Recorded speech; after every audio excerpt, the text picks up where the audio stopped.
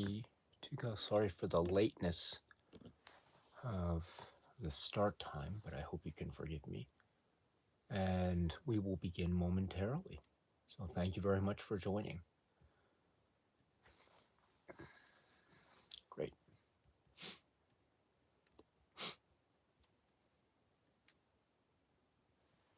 Okay. Oops. Sorry about this.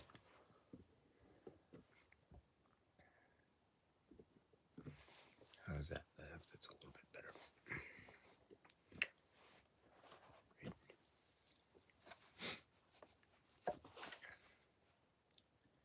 All right. We're running maybe a couple minutes late, but let's just let us just wait a couple minutes longer and then we can begin. So there we go. Sorry about this. How's that? Maybe that's a little bit better. There we go. Yeah, that's better. Okay. And as I say, today we'll just, well, not just, it will be a type of wrap up, kind of talking a little bit about, I have some questions for you, my dear friends, for anyone who's interested about your favorite categories of with regard to Bond films and such. So I will try to present those to you accordingly. And also at the end, or at the second half, I have my, as of today, I have my top favorites, or favorites ranked, or the list of in order of my favorites. So that's what I'm planning to do today. So that might change tomorrow, but anyway, I worked on it a little bit earlier this morning, and then so there we are. So we'll wait just maybe a minute more, and then we will begin. So I see Mike Eli is here. Hello, Mike, in Las Vegas. It's nice to see you. Seth Walsh, hello. I heard that gum you like is back in style. Yes. How should I respond? I can say maybe, gosh, sometimes my arm's been back. Ryder rated 18. Oh, hello, my friend. It's nice to see you. Greetings from Southwest London. It's nice to see you, my friend. I hope you're all season's greetings to all. And do you know how Christmas trees are grown? Nosferatu is here. Greetings from Holland. Hello, Nosferatu. I hope all is well. And yes, today will be the series wrap-up, and I will explain momentarily. So let's wait just one more minute and we will begin. Brandon loves the movies. Hello, room. Hello, Brandon loves the movies. It's nice to see you. Series, yes. James Bond film discussion live streams. Great. All right. So, again,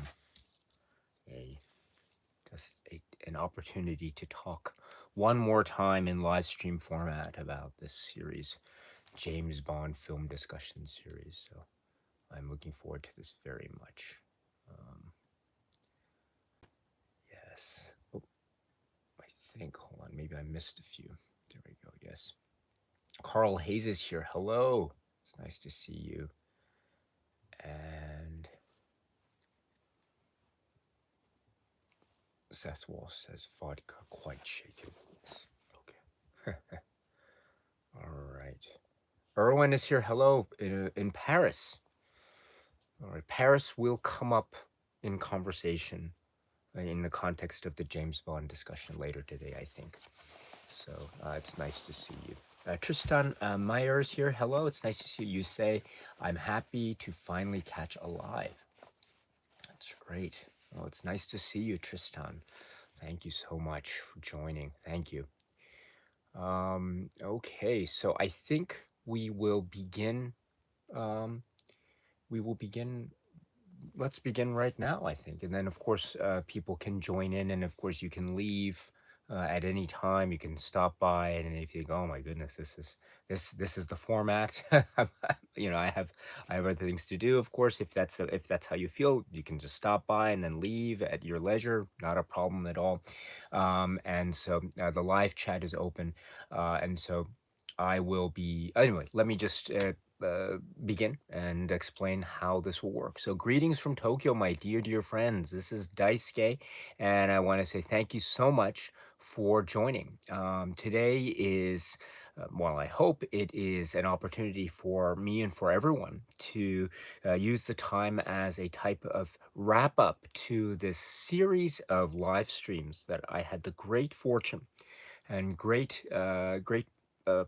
honor to be able to have on this channel, wherein I use the YouTube live stream format to speak about each of the James Bond feature film entries, and including Never Say Never Again and the 60s Casino Royale feature length version.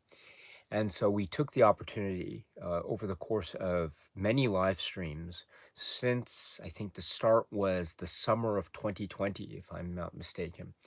And maybe intermittently, but over the course of the period from then, we were in a type of not chronological order, but we went through each of them, and I shared some thoughts that I had, and I think from my vantage point, certainly, more importantly, you shared with me your thoughts and comments and your critiques and also your points of enthusiasm, as well as your points of, say, feeling meh about certain aspects of those James Bond films that we were talking about. So the whole spectrum, if you will, of reaction to each of the works. So we went through each of them, including the most recent entry, which is called No Time to Die. And so, with that, my friends, what I thought I'd like to do is, now that we've gone through, at least as of now, all of the feature films, as far as I understand it, what we can do is let's have a series wrap up, a discussion wrap up. And so we will talk about various points of the films. I do want to say that pretty much I will be speaking just maybe randomly about certain films here and there, but I will be pulling various specific details and plot points from each of the films.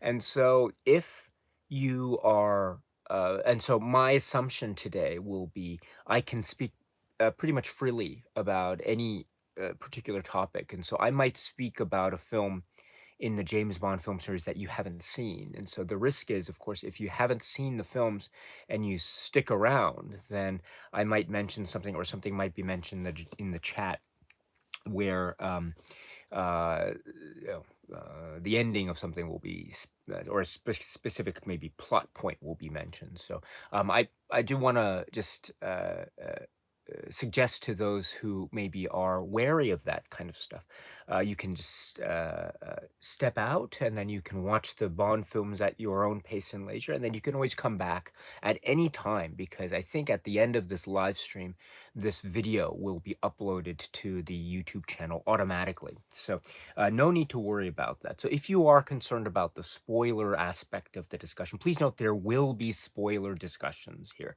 So specific plot details, but but for those who are okay with that, again, everything that we've talked about up to the last live stream, No Time to Die, that will be on the table today, more or less. So if you are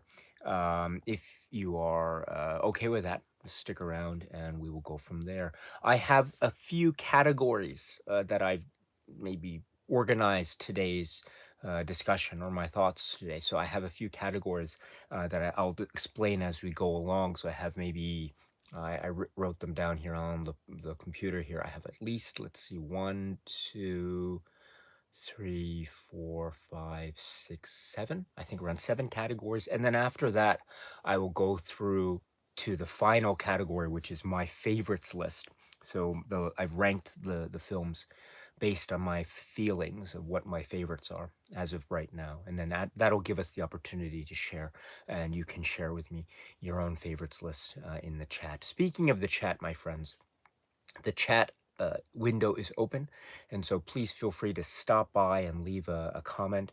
If you have any comments or questions for me, please feel free to do so. I'm very happy to receive them. But please note that I will be um, um, I will be what's the phrase?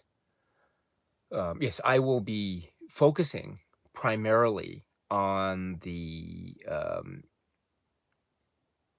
I will be focusing primarily on the comments that are maybe in relation primarily to James Bond. So I won't be focusing necessarily on maybe non-James Bond comments. So if you have any non-James Bond film comments or non-James Bond related comments or questions for me, you can always. I might just very respectfully just skip over those for now, but then I will try to. If you want to ask them to me again, you can always do so in a separate video comment section.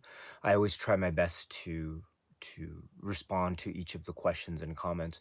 I've been a little bit behind recently because I've been very busy with work actually for the last week or so. So my upload schedule and my response to comments has been actually quite slow over the past, I would say, 7 or 8 days or so. So I apologize for that, but I will catch up with the ones that have already been posted. And so with that in mind, if you do have any non-film and non-James Bond comments or questions for me, you can always leave them in a comment in a separate video, and I will do my best to respond to that. But for now, I will try to focus on James Bond related stuff, and we will go from there. And also, I do want to say that as always, in every single time, you have always shown to me and to everyone else. You have always shown a sense of respect, mutual respect, and willingness to say listen to people's opinions and views, even where those opinions and views might differ, and in some respects might differ quite strongly from your own. I do know that you always give people a sense of room to express themselves, and you always give people a sense of listening, and you respect others and their opinions and views. And you, as well, always express your views in a very, say, lovely manner, in a manner that is always welcoming debate and discussion. So and you always show that type of respect to me, and I'm so grateful. I don't deserve that kind of respect at all, but you very kindly do so on a daily basis. I'm so grateful to you for that, always. And so I thank you very much. I really do thank you very much in advance for continuing to look out for me and look out for this channel and the people who happen to stop by here. I'm always very grateful that you always have that spirit and that sense of mutual respect. And so I thank you very much for that, and I thank you in advance for that in the chat going forward today. And so, with that, my friends, let us go through the let us go through the. Oh, and one more thing. I will do my best to reach all of the people in the chat. But if I skip over your name by accident, again, not my intention at all. I apologize if that happens. I am only human, so I make mistakes. I make a lot of mistakes, and one of those mistakes is skipping over people's names in the chat where I don't have any ill will or anything like of the sort intended. So. But I do that. So if that happens to you, I apologize. I apologize in advance. But I hope you can forgive me. And so before we begin in earnest, let us go to the chat. And let's see here. Stand in Silence is here. Hello. Tyler King. Hello. Carl Hayes, I just received my 4K Blu-ray copy of No Time to Die today. Is it out in Japan yet? No, it's not. It's going to come out later in the month. So so it hasn't arrived yet, but yes, I'm looking forward to rewatching that film actually. So I hope that you enjoyed that release. Um, Yes. Yes. Yes, I did order the 4K disc, by the way. They all look the same though, right? It's the same white colored background with Daniel Craig standing there. There's a lot of Daniel Craig standing like in medium shot in all of the like Spectres like that, and then I think Skyfall's like that. So it's kind of hard to differentiate. Oh, here's he's wearing the black suit with the white background. Oh, there it's kind of the dark blue background with the blue suit. I don't know. So it's all kind of the same. Anyways, that's one of the things I wish they relied more on a type of classical poster art approach to the Daniel Craig physical media releases. But oh well, c'est la vie. Let's see. Brandon loves the movie. Says I really adore your content, Daisuke. It's so refreshing to see a level-headed look at past golden era of cinema. Oh, that's very kind of you. Thank you, thank you. Level-headed. Well, I'm very honored. I personally wouldn't call myself level-headed in the slightest. I find my viewpoints to be very half-baked. And so I always, after I finish uploading a video or a discussion, including James Bond discussions, I think afterwards, I think, oh my goodness, did I really say that? Or I forgot to say this or that or the other thing. And so I tend to be very confused all the time. But your comment is very well appreciated by me. Thank you so much, my dear friend. Matt Flaherty is here. Hello. And so, writer rated 18. I'll have to wait to get No Time to Die until after Christmas. Yeah, so me too. Yes. And let's see. Into Gray. Hello, everyone. Erwin says, I rewatched On Her Majesty's Secret Service. Yes, as it is the season, and also my favorite of the series. Do you know how Christmas? What is it? Do you know how Christmas trees are grown? Yes, yes. Um, Oh, it's lovely. I wish I had that. I need that kind of coat. Yes, I love how he's sitting there, James Bond, he's sitting there like, oh, are they gonna find me? And he's looking down, and then suddenly, right, and then, and most of all, they need love, right? There she is, right? Tracy, right? At the right time, just to come in for the rescue, but of course. Let's see, just scrolling down here. Into Gray, yes, hello. It's nice to see you. And oh my goodness. Okay. Um, just scrolling down here. Rider rated 18. I saw that post about For Your Eyes Only on Instagram. That was great. Yes, the ski chase. That will be mentioned later in the discussion as well. And scrolling down here, excuse me, Toddy is here. Hello, hello, Toddy. Gizmordor is here. Hello, it's nice to see you. Let's see. RecRap 13. Let's see. Do you have any sort of 2021 wrap up of your favorite films, new or old? I don't know about generally speaking, but I will be doing some kind of wrap up later. So I look forward to seeing you at the later video if you're interested. But thank you very much for the question and expressing an interest. Thank you. Um, Wilder is here, so hello. It's nice to see you. And let's see. Wow. Nathan R says, いつも別府さんの動画を楽しみにしています。ありがとうございます。Nathan R さん。とっても嬉しいです。ありがとうございます。日本語のコメントいただきまして、とっても嬉しいです。ありがとうございます。引き続きよろしくお願いします。Thank you very much for the comment in Japanese. And let's see. So, okay. And Seth Walsh says, I was introduced to 007 with Pierce Brosnan jumping off a dam.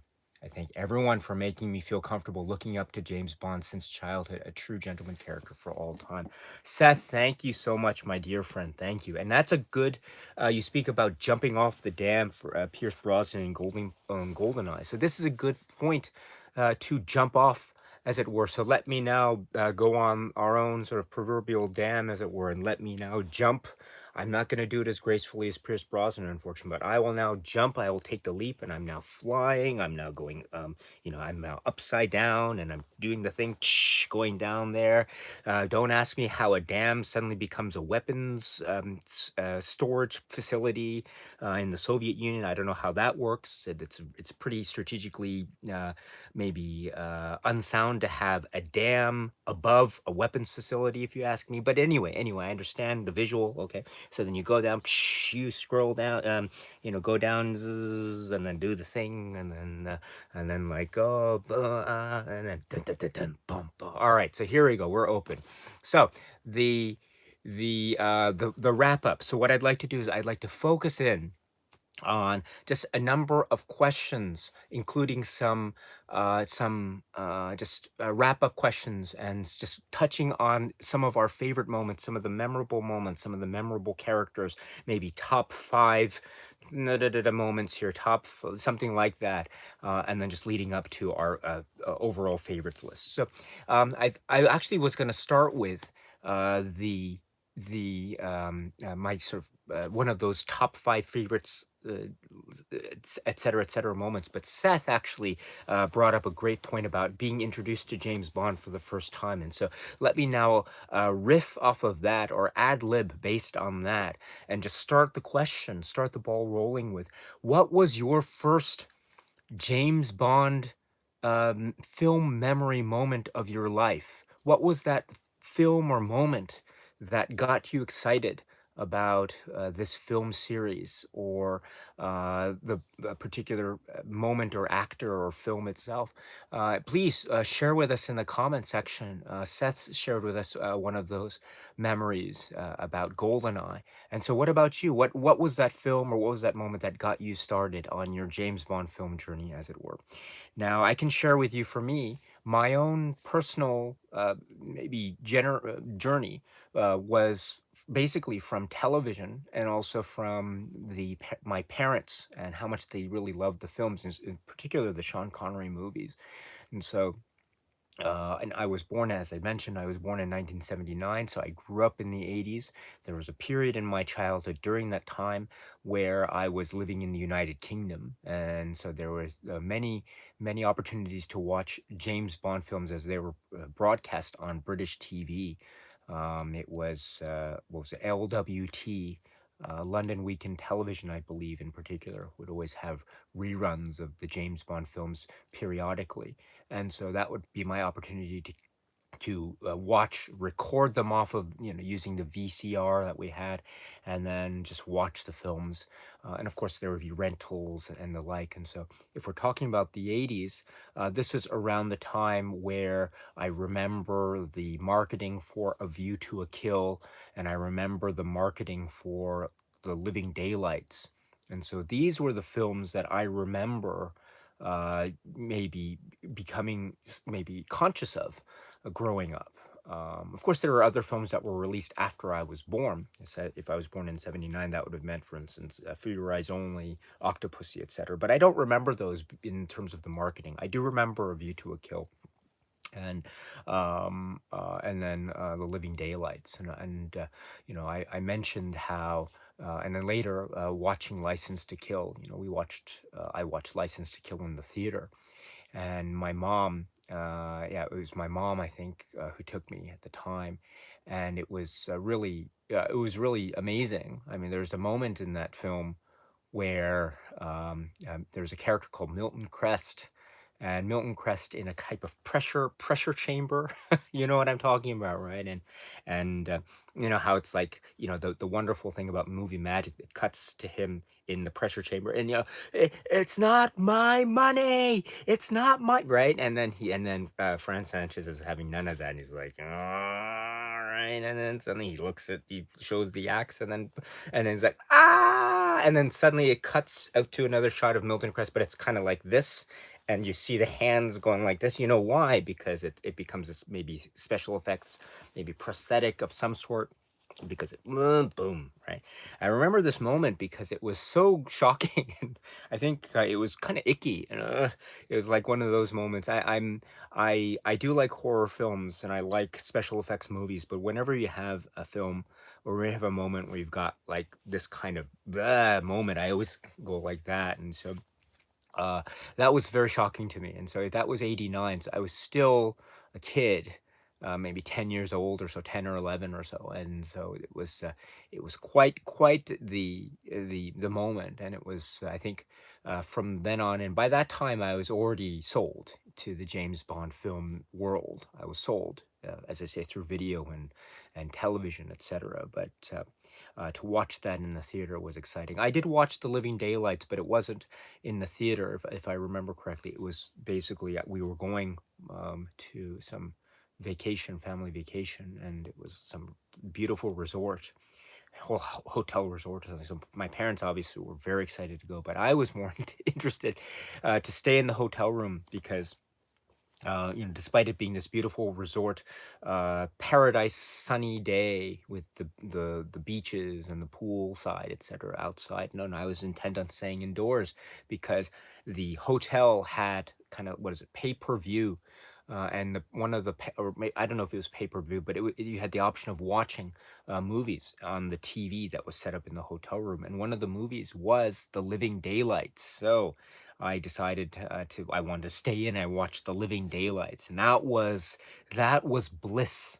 That was such a blissful moment. It was to watch The Living Daylights like this, and it was just um, the excitement of just discovering something, this exciting thing, the heart palpitations were, I think, maybe off the charts in terms of the excitement that I was feeling, and it was just this maybe random moment in time in my life, but still it was great. It was really great, and so that was where I think right. That was everything. It was sold, done deal. To borrow a phrase from a different film, Jack Burton, Big Trouble in Little China, right? The check is in the mail. Well, at that moment, my friends, I could honestly say the check for me was already in the mail. So this is where it all began for me, and then it was smooth sailing from there. Well, maybe not smooth sailing, but it was certainly more or less a fairly level-headed voyage going forward.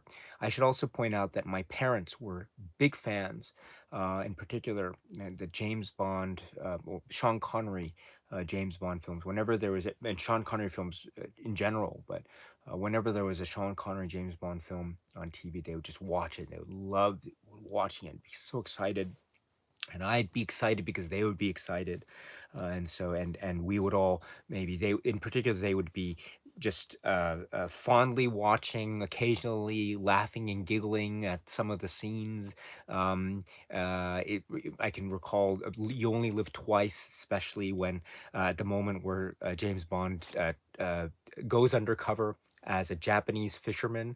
My parents always got a kick out of that. They would always be laughing about that. Oh my goodness, just be giggling and um, and so, but that was just part of the fun of watching films like that with my parents. And so they are, as I said, they're no longer with us now. But those are part of the memories that I have watching films as a kid with them and following their example and their enthusiasm for films like the James Bond film series. And I should say finally that I was born in I grew up in the 80s, so and I mentioned my great love for The Living Daylights and Timothy Dalton and then Roger Moore. So Timothy Dalton and Roger Moore will be my bonds for me, and in particular, I think Roger Moore, for a lot of reasons that I'll try to mention here and there over the course of this chat. But before I begin, or before I go forward, let me now share, well, not share, but now turn to you in the chat to see if there are any responses here. So let me now go through. And again, if I skip over your comment, I really apologize. It's not my intention. But anyway, Kieran C is here. Hello. Gung Fu is here. Hello. It's nice to see you, my friend. Hello. Writer rated 18. Still trying to find The World Is Not Enough on Laserdisc. Yes, yes. My best of luck, my dear friend. Let's see. Julian Pintado is here. Hello. It's nice to see you. And Brandon Loves the Movie says you collect the posters. Oh, and you found The Spy Who Loved Me. Wow, congratulations. Congratulations. That's great. Just okay, scrolling down here. Erwin mentions love for do you know how Christmas trees are grown? Yes. Yes. Okay, scrolling down here. Okay, what you are talking, you're sharing your love of cinema with each other. So thank you so much. Brandon Loves the Movies says, my James Bond film journey was from watching the very early 90s, about 1990, I believe, of watching a cropped off full screen version of License to Kill on HBO, Showtime, Cinemax. Oh, yes. Yes, that's a great time. Yes, and a great movie to start. Wonderful. Let's see. Jay Moore, hello. You say it was definitely Goldeneye for me as well. It was the first Bond film that my father had shown me. Been both a Bond and Pierce Brosnan fan since. Yes. Let's see. Wilder. Yes, Wilder says Christopher Lee Scaramanga on a rainy Saturday when I was very young grabbed me, and I never looked back. Wow, the man with the golden gun. Yes. Well done. Well done. That will also be mentioned a little bit later. Let's see. Um, Gizmortar says, earliest memory for me is Shirley Eaton. Oh, yes, as Jill Masterson, Painted Gold. Not sure exactly what age I was, but it was on TV in the UK, and the concept of how she had died disturbed me. Yes, it is a very uh, curious way, and of course, uh, very attention grabbing. And because of the color scheme and the paint and all you mentioned, very eye catching in a kind of uh, stylized way, but also very cold and disturbing way as well, as you also mentioned. So, yes, well done. Writer rated 18. Our dear friend says, honestly, my earliest memory was probably For Your Eyes Only. Yes, I distinctly remember Roger Moore dropping Blofeld down the chimney pot. Mr. Bond. Yes. How should I put it? Let's see. I have my little toy figurine here of a Godzilla. So let's say this is, and then I have my. Let's see. So I know what you're talking about. So sorry, but here's my glasses case. It's for a different pair of glasses, but this will sub for the helicopter, and then here's Blofeld. And then and then I'll buy you a delicatessen in stainless steel. And then all right, keep your hair on. Oh, put me down, put me down. Oh, do you want to get off? Mr. Bond! Yes, yes. And boom. And it was a great moment too, because there was, of course, there's still, at the time, there still was this type of shall we put, legal rigmarole back and forth between the powers that be over who could have the rights to have the cinematic rights to the character of Blofeld, plus other types of paraphernalia that's part of that character and the character legacy. But it was a great return of sorts of the character that we assume was Blofeld. Not named directly on the screen, of course, but we assume it's Blofeld. Of course, there could be a number of bald men who own white cats in the world, right? There could be a number of people in the world who own white cats, and they could be bald, and could be bald men, and they could be bald men with maybe remote control computer panels on their wheelchair. So you never know. I mean, it could have been someone completely different to Blofeld. Maybe it's just some random person. But in any event, it probably was Blofeld. And so, but yes, it was wonderful because that was maybe in one sense, a return to that old style, that really wonderful classical style.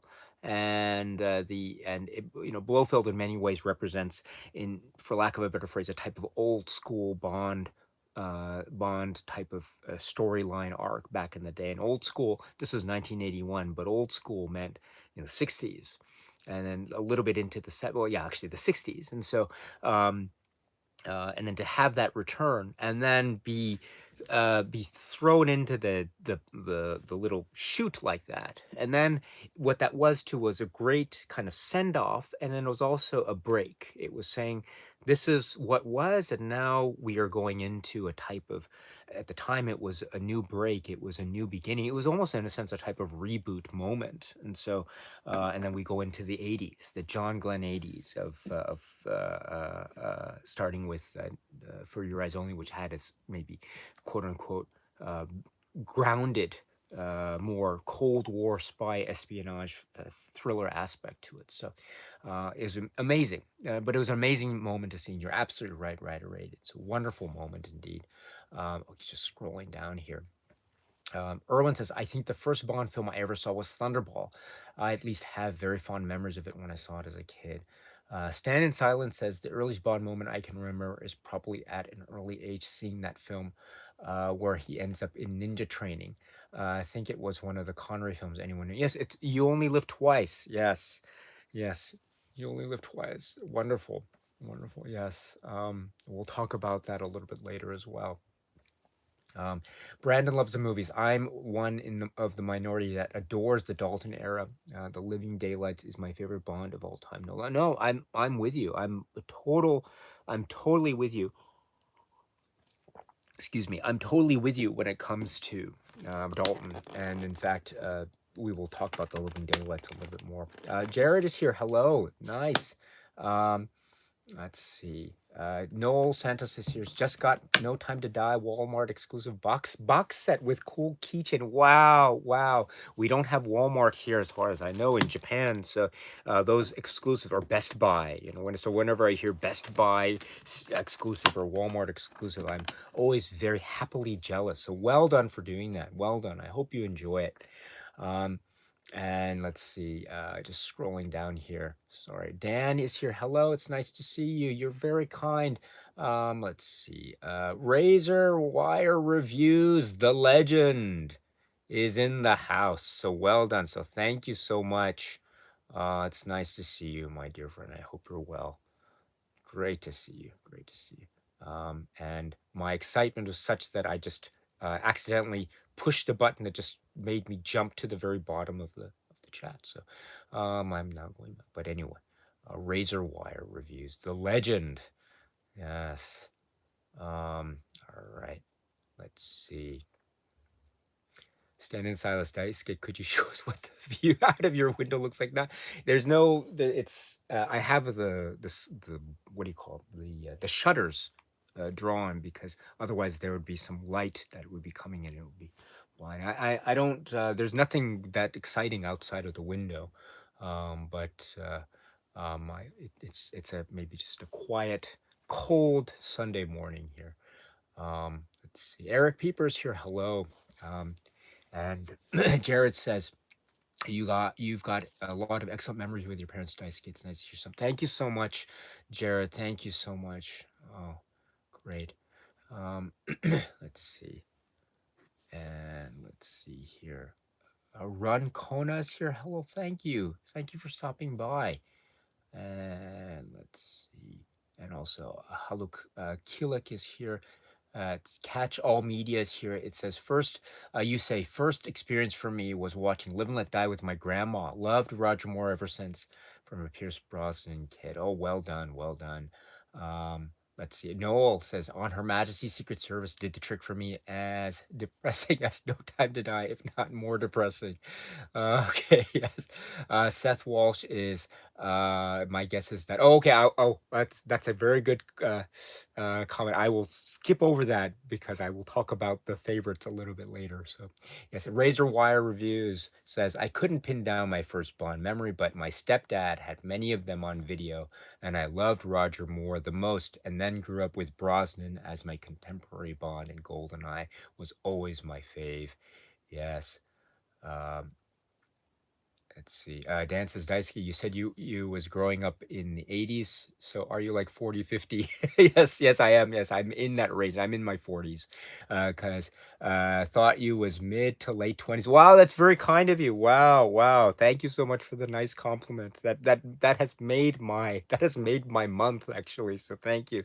But yes, I am in my early 40s. So I grew up in the 80s. So but that's very kind of you. Thank you so much. Let's see. Holly Miles is here. Hello. And Jared Wignall says Goldeneye was the first Bond film I saw from beginning to end, and enjoyed it fine. But Casino Royale with Daniel Craig got me into Bond. Oh, this is wonderful. Oh gosh, this is great.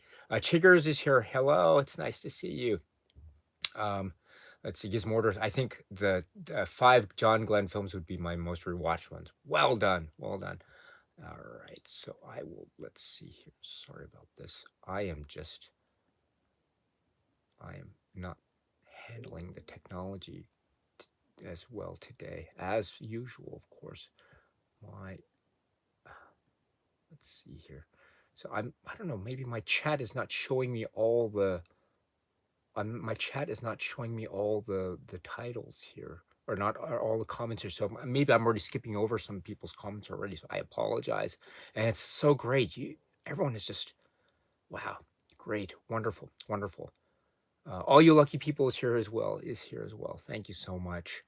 Your enthusiasm is fantastic. Absolutely fantastic. Oh, here's one more. Here we go. It's AM says, my James Bond journey started with the 1964 film Goldfinger, and of course the iconic opening scene with Margaret Nolan being painted gold. Yes, and it's not just the images, right, on the images on screen of the titles. And the gold painted or the gold colored model. There's also the wonderful Shirley Bassey rendition of the song Goldfinger, right? And I always like to say in jest, like if I'm in the office, maybe I'm just one of the annoying the people who've just been hired to work on Mr. Goldfinger's team, and I'm trying to get all the notes down, get everything right, all the copious notes, and maybe my boss, is saying, all right, Kittering, right? He's saying, oh, so make sure, don't forget, Goldfinger likes to have his coffee, and he likes to have his cards, and he likes to have his pencils all aligned so he can break them whenever he's frustrated and all that. So make sure you have all that down. Do you have that down, Daisuke? And I said, oh yes, you're right. Thank you so much. Thank you. By the way, what does Mr. Goldfinger like? Oh, he loves gold. What? I'm sorry, I didn't hear. Oh, he loves gold. Huh? What? Oh, he loves gold. He loves gold, Daisuke. He loves gold. He loves gold. So that's why I always like that. So whenever I forget what Mr. Goldfinger likes, I can always be reminded of the Shirley Bassey song. He loves gold. Gold. Great stuff. I love it. That's great. And so wonderful stuff. Let's see. Carl Hayes says, I got James Bond right. I got into James Bond right before Quantum of Solace was released. I rented all the series and was hooked. Well done. So this was after Casino Royale, if you're saying right before Quantum of Solace. And so Gung Fu says, Daisuke and everyone in the chat, who would you like to see take over the James Bond role after Daniel Craig? That is I don't know. I have no idea. I'm open. We shall see. I'm not very good at the guessing game, so I don't know who will become the role next. But I'm open to anything. So it'll be interesting to see what happens, especially how the last film ended. So, I mean, I guess spoilers, right? I've mentioned I will be talking about spoilers, so it would be interesting too if they decided to go for maybe maybe an actor who might be somewhat older than the usual usual, say, age range of the actors who have been cast initially. And so what they might, have you seen maybe there's a film series called Friday the 13th, and in that film series Friday the 13th, there's a film called Friday the 13th, Part 6, Jason Lives, or sometimes it's called, I think, Jason Lives Friday the 13th. But anyway, Friday the 13th, Part 6, Jason Lives. And so there's a moment where that film opens. It actually has a title sequence that's very similar to the gun barrel sequence of James Bond. Instead of a gun, it's a machete. But anyway, and it cuts through, and then so he Friday the 13th, Jason Lives Friday the 13th. But anyway, in that pre-title sequence, there's a way in which the character of Jason Voorhees comes back from the buried earth. And so it might be interesting if they started the next James Bond with a type of maybe in the ground, and then maybe there's a spear, and then lightning strikes, and that's like his hand comes, something like that. Anyway, and we'll see what happens. We'll see what happens, but it'll be very interesting. Yes. All right. So. Razor Wire Review says, we need another Camp Bond, or perhaps bring back Brosnan or Dalton to do an old Bond movie. Never been done before. Why not? That's interesting. That's very interesting. What? Very interesting. Yes, to bring them back. Oh, yes. And then Timothy Dalton can keep his long hair. Oh, that'd be so cool with that. And if you've seen the documentary, it's like, he was a cold bam bam bam. Oh, it'd be great to see him back. But anyway, all right. So next question. Now we've talked about just very briefly about our entry points into the Bond world. And so now let's talk about, let's see here. I want to speak here about, let's see, I have a number of questions here. Okay, yes. So a topic here is, let's see, actually. Okay, let's talk about Daniel Craig moments. So I have here a question. What are some of your favorite moments from the Daniel Craig era? And they can be anything within the films of Daniel Craig. So as we know, Daniel Craig's era wrapped up very recently with No Time to Die. And so there were a number of films, and they were very financially successful, at least according to reports, at least. And so, and I would probably say that I think No Time to Die is also being considered as a type of financial success if one considers the worldwide box office gross, as it were. But in any event, what we do have is undeniably a Bond that has made its mark on the world of Bond and also on the world of cinema. And this has been, for a lot of people, an entry point into the world of James Bond films. So undeniably very, very popular. And so for me, I should say there have been a number of hits and misses, I should say. I'm still getting used to the rhythms and the feels and the tenors of various specific aspects of the Daniel Craig era.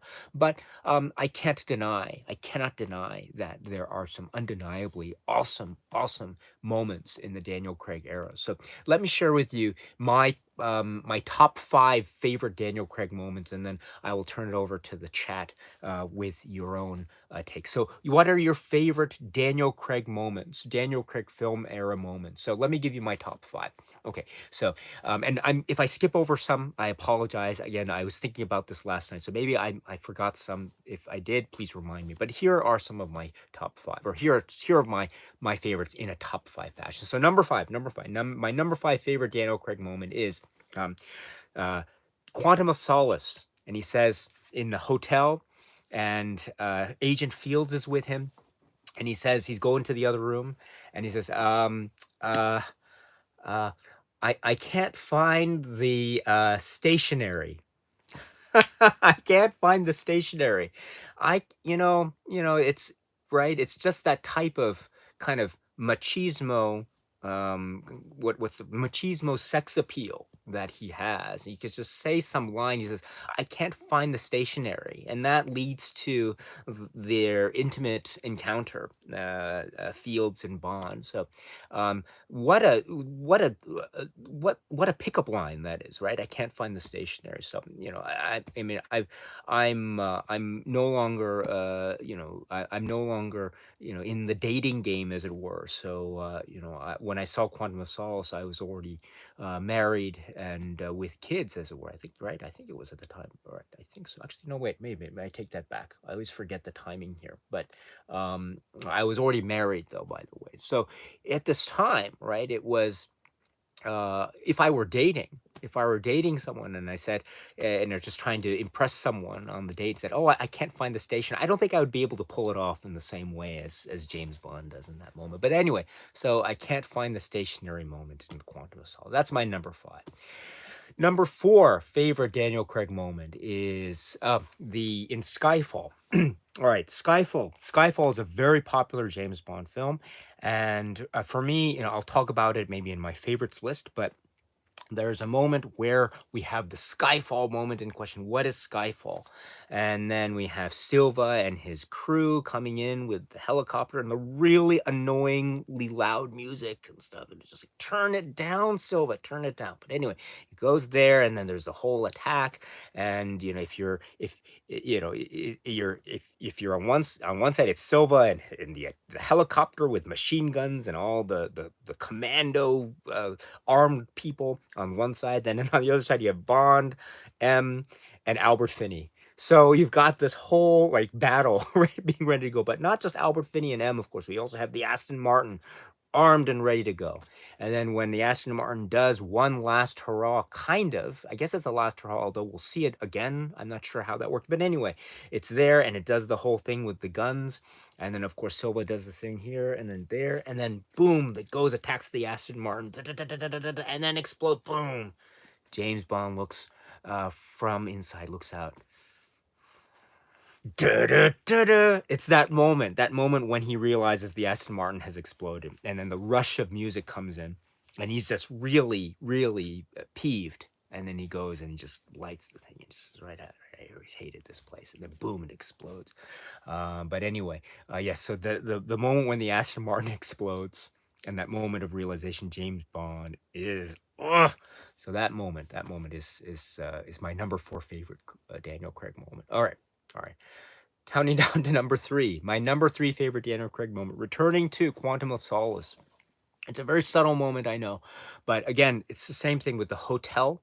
The hotel moment is, for me, like that moment when he's escaping from M's personnel. Right, M has orders to have him captured, right, but he escapes. So he does that little very subtle thing where he's going through the hallway, and it's this huge interior thing with the hallways circulated around the central area there, and he just hops over the banister, goes on the other side, hops back in, and it's that simple hop step, jumping over and going back and confronting M with that very casual conversation. That is so cool. I just love that way he just uses space in order to be able to evade a certain situation. He will use violence and he use aggressive force, but then if he has this way of escaping, he does that to his advantage. I just love that moment, that thing where he just jumps over the side on the edge there and then jumps back over using the staircase. So that's my number 3 favorite moment from Daniel Craig's era. Number 2, excuse me, number 2 is also from Quantum of Solace. So there's a lot of Quantum of Solace love here, actually. Quantum of Solace is the opera sequence. The opera sequence and Daniel Craig's Bond taking photos. This is, I think, like one of the best moments in a Bond film, is this opera sequence.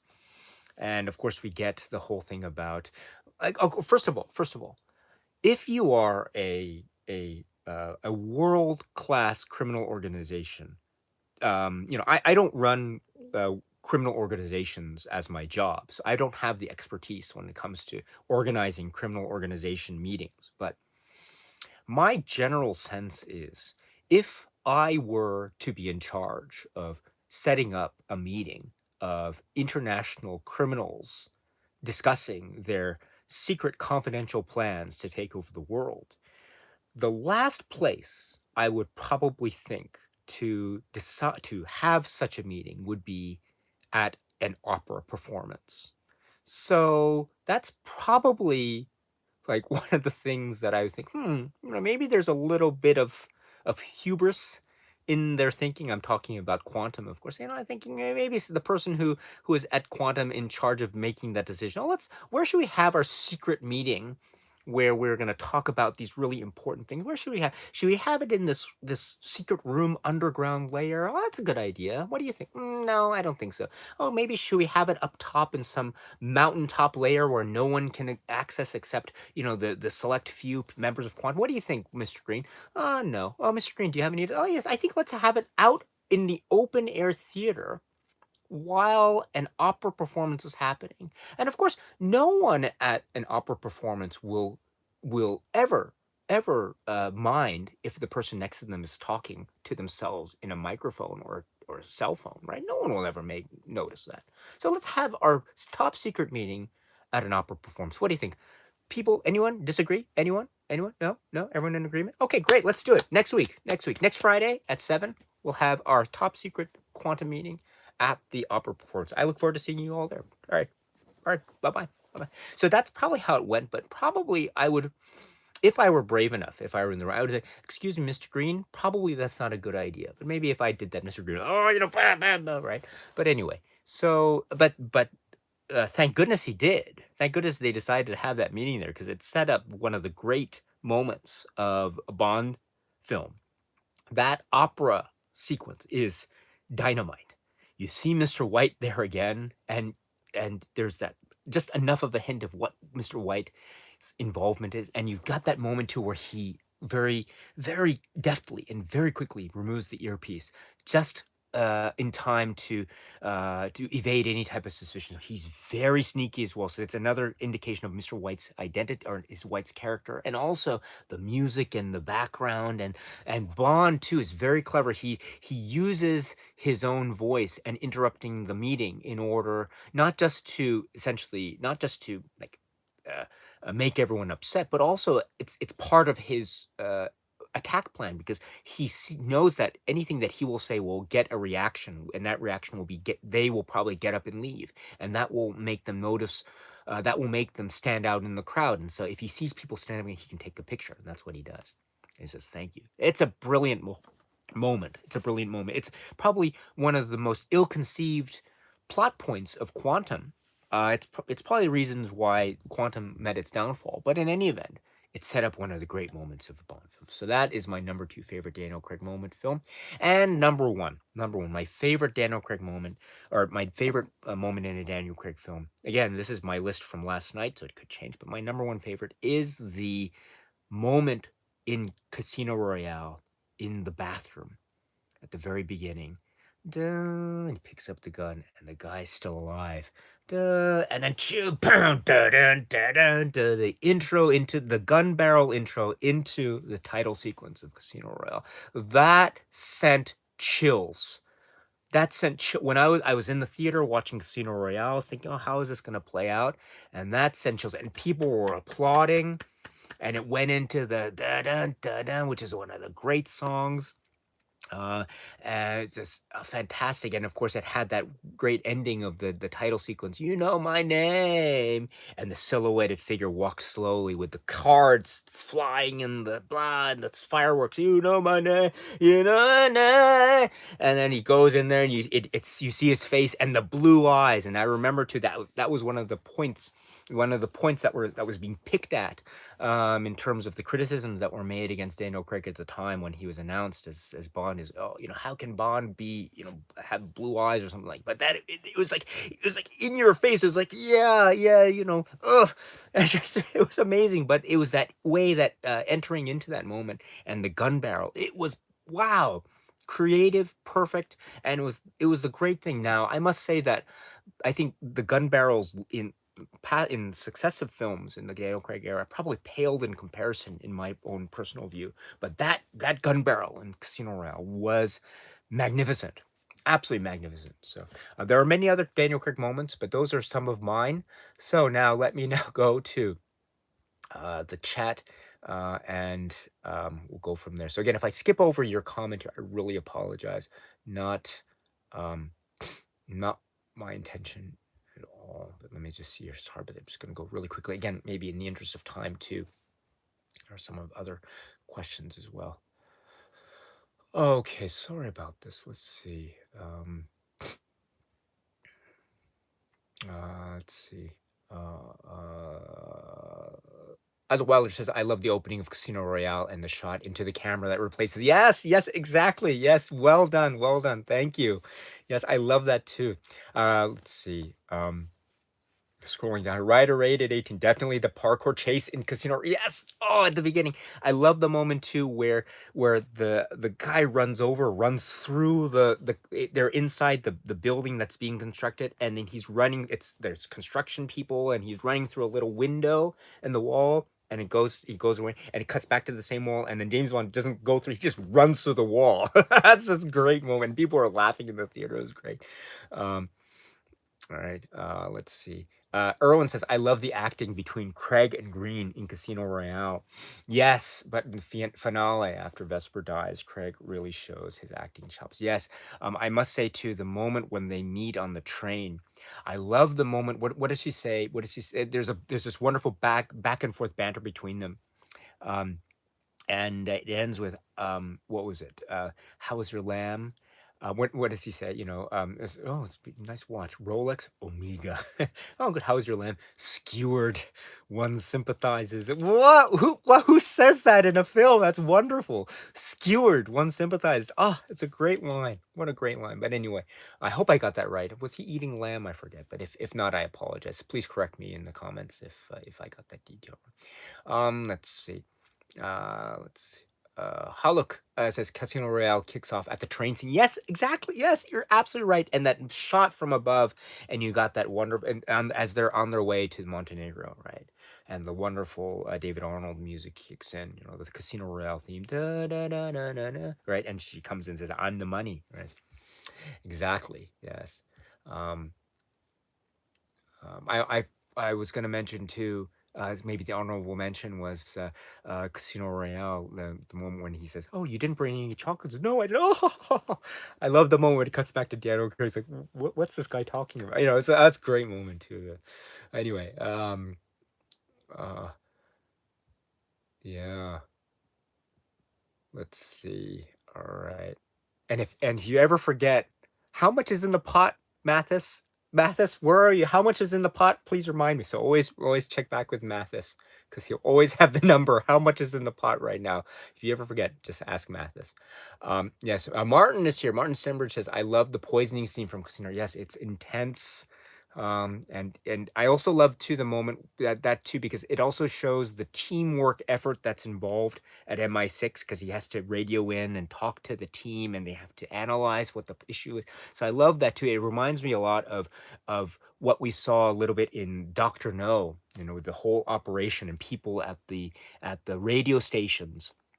And Jamaica has just gotten down, so what should we do? And then they have the message, and so it's great stuff. It's great stuff.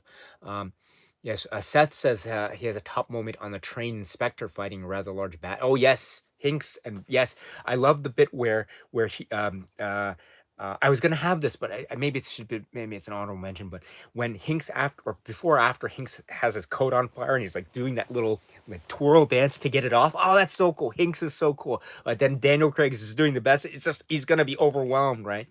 But before he's got, what is it? The ice pick. And he's got like this, the thing with the ice pick. Oh, it's great stuff. Great stuff. So anyway, the ice pick moment, yeah, in that fight, is wonderful. And Ryder Raider rolling the Aston Martin as Bond had never destroyed one of his cars in such a violent crash. Oh yes, of course, the roll, yes, in Casino, of course, yes. Although, right, if Vesper was really in cahoots with them the entire time, she's like in the middle of the road, and so yeah, that's a pretty dangerous place to be in. But anyway, that maybe suggests that maybe they weren't all in cahoots, but maybe they were all playing for the same side. They just didn't know that they were all playing for the same side. But anyway, yes, Seth Walsh is drinking from a glass with a scorpion on his wrist. So this is referring to Skyfall. Yes, Skyfall. Lots of Heineken in Skyfall. Wherever you go, it's like Heineken. Anyway, that's great stuff. Great stuff. I don't think, right, but he wasn't drinking Heineken in that particular moment. So it's great. Gizmortar, the part where he uses the rude guest at the hotel. Yes, thinking that it's the parking valet, and he sees him later. Yes. And it's great too because that moment where he rams the car into the side there in the parking space. It's strategic too. It's not just out of spite, but it's also strategic because he does it because he's really angry. But he also does it too because what it does is it makes people go out and makes the security guard leave the security room in order for him to be able to go in and get the tapes. And so, oh, it's great, great moment. He's strategic. He's thinking about these things. He's doing it in a very, what is it? What's the, to use the M's phrase, maybe a blunt force type of way. But he's being strategic, even at this seemingly, reboot Bond at his roots stage. So, well done, well done. Halleck says Albert Finney was the best in Skyfall. Yes, yes, well done. Um, and Halleck says Craig's banter with M in the car. Yes. All right. Um, oh yes, Gizmodo says, will one of Daisuke's top five be when he asked the guy, I can't remember his in casino if he bought any chocolate. It wasn't in the top five, but I mentioned it just now. So yes, and he just goes, oh, that's great stuff. Yes. Um, okay. Yes. Brandon Jared says, good to know you're not someone who is running criminal organizations. Yes, thank you very much. Thank you. Let's see. All right. Let's see. All right. So wow, this is great. Let's see. Uh,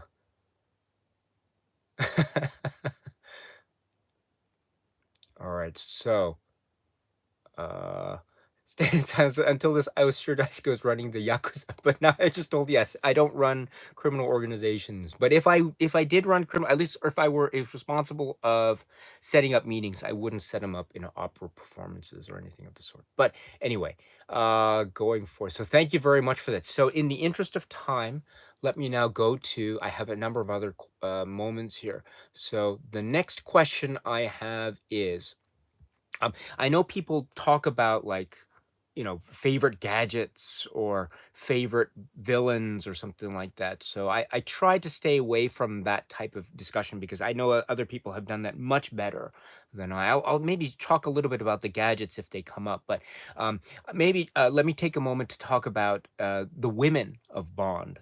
This is a very, very maybe key component in terms of the casting, in terms of the characters, the various interactions that Bond has, of course. And so one of those important aspects is the various women that he encounters along the way. And so I have to take a moment here and say, oh, first of all, I want to take a moment to say that I've been a big fan ever since, as I mentioned, ever since I was a kid, and my fandom began in the '80s. And I mentioned A View to a Kill, and I mentioned The Living Daylights, and also License to Kill, and perhaps that was also very good as well because as I was growing up, I was incredibly, and I still am. So I had these huge crushes, these movie crushes on Tanya Roberts and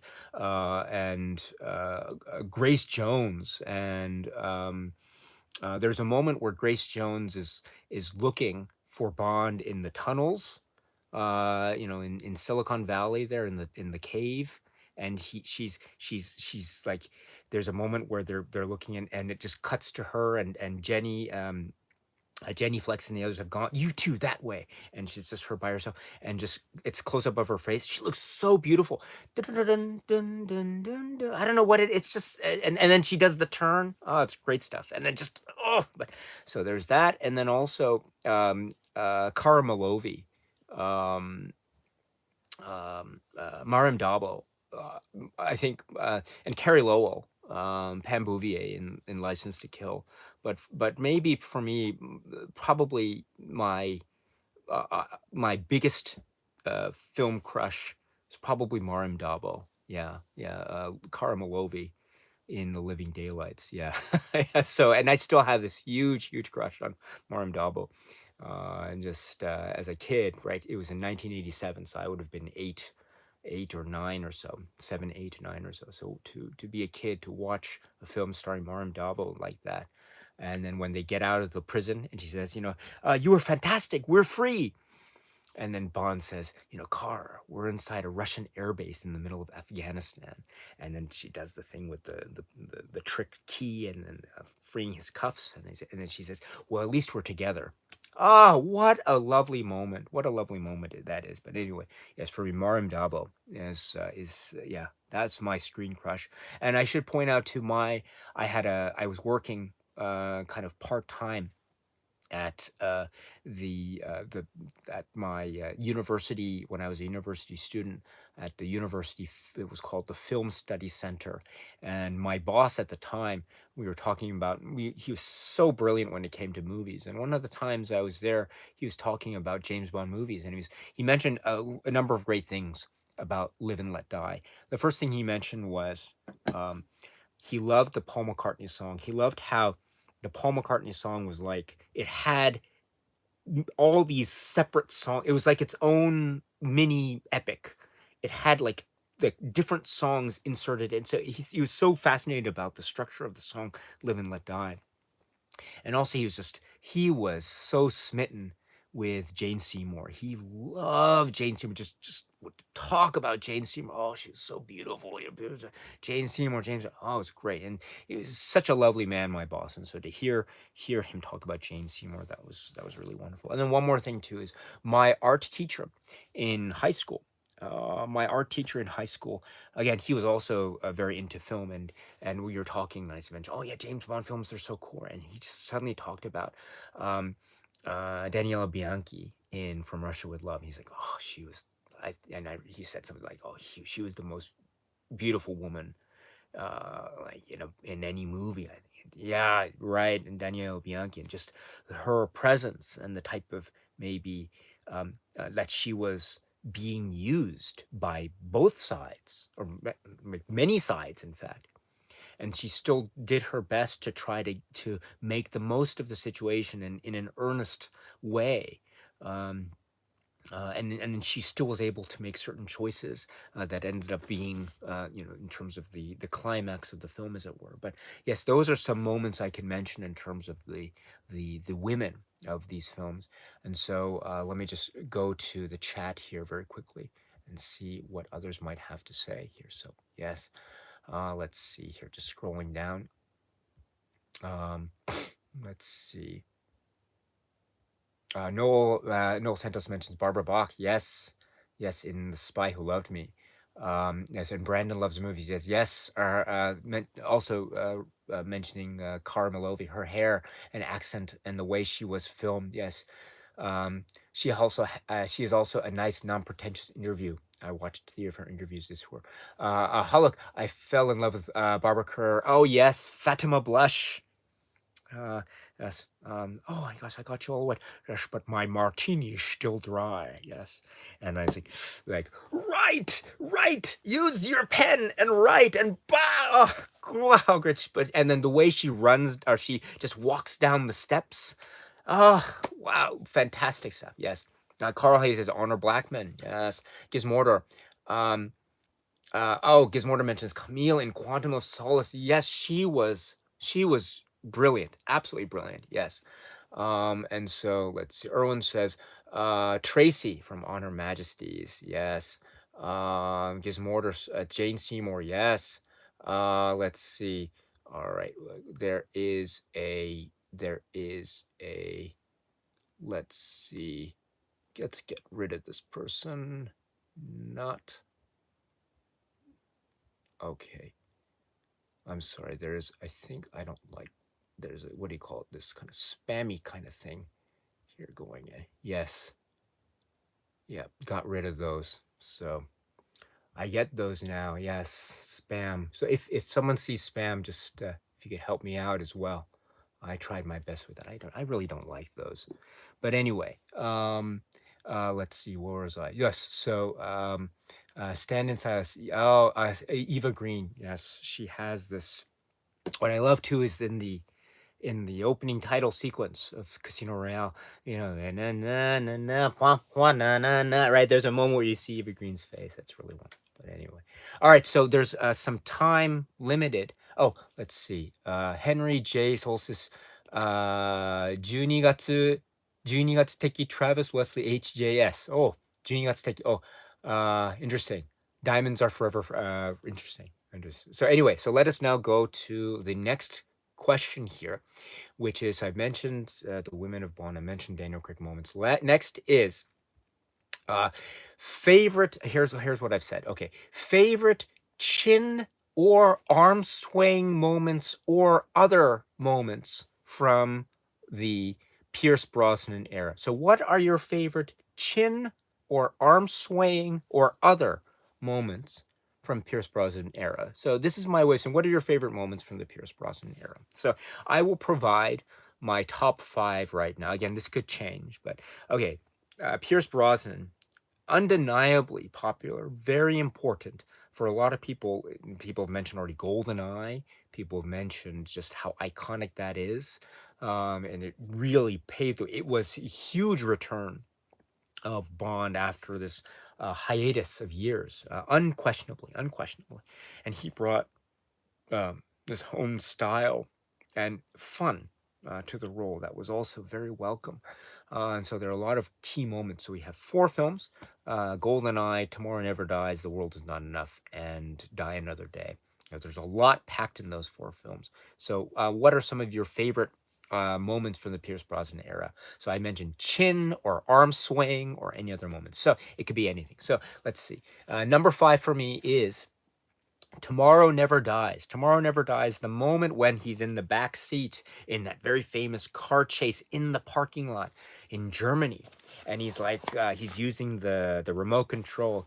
And it's there's a moment too with the rocket launcher. And I'm thinking, if you're that close with a rocket launcher, you really can't miss. How could you miss? How could you miss? I mean, it's a miracle that the rocket went through the thing in the first. But anyway, that's not the moment I'm talking about. The moment I'm talking about is the shot where we see Pierce in the back. The camera is going through the glass, and we understand that it ran over those spikes, and so the wheels have no flat. But then he pushes a button, and all the wheels inflate back up.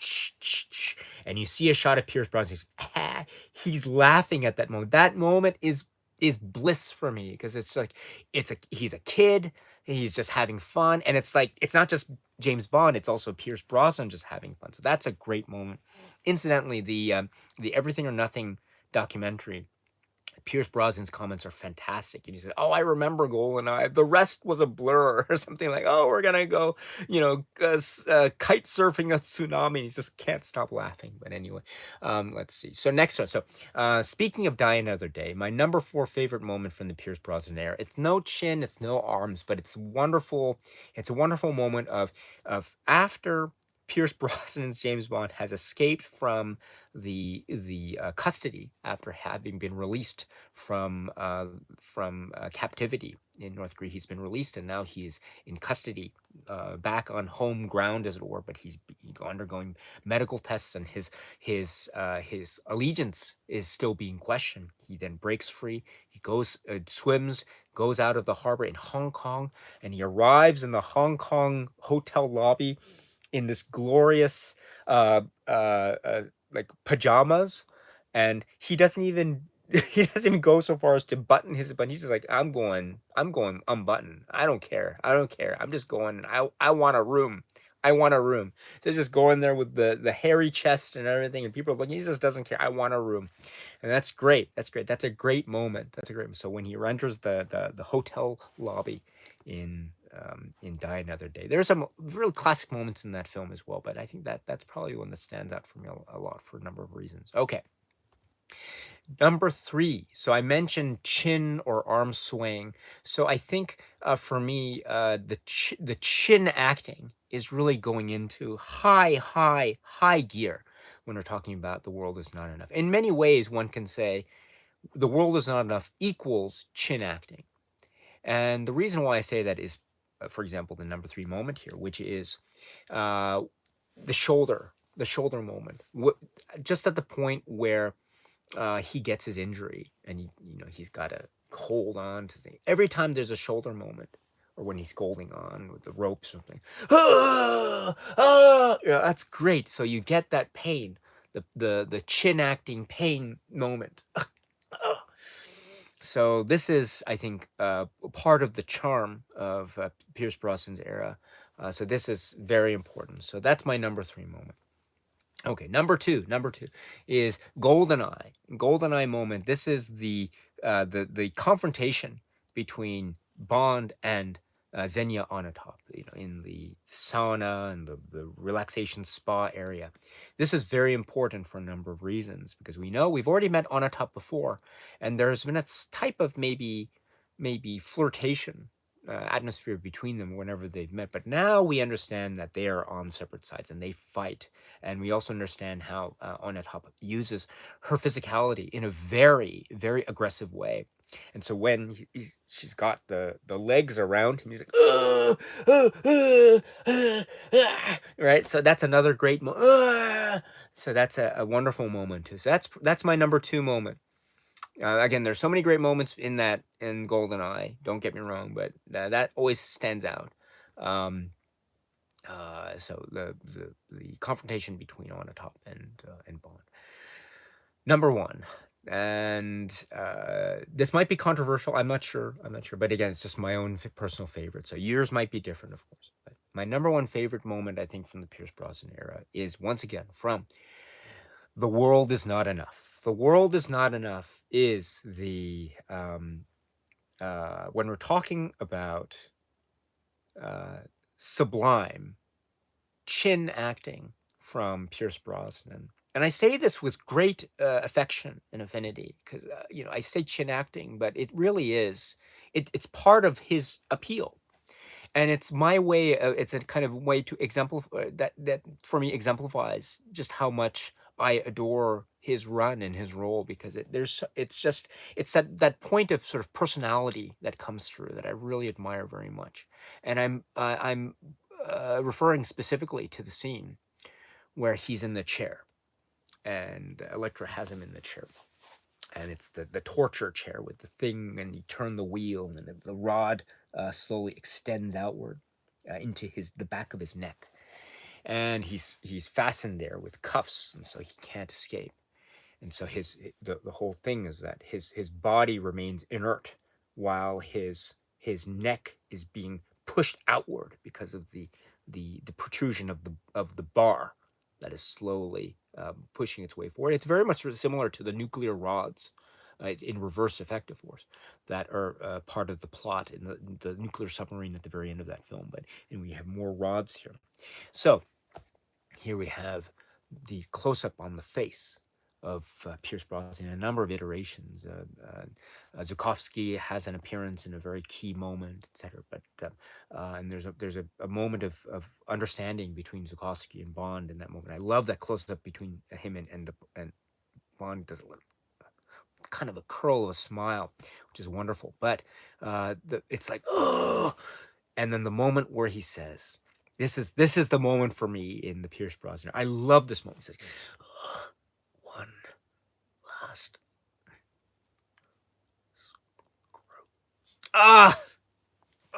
Great stuff.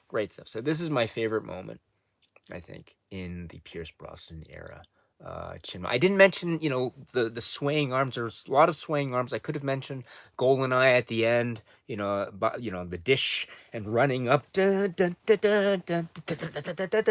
I could have mentioned that, or the running in Tomorrow Never Dies. There's a lot of running like that, but yeah, I think that moment for me in The World Is Not Enough. But what about you, my friends? Let me now turn to the chat very quickly, and if I skip over, please forgive me.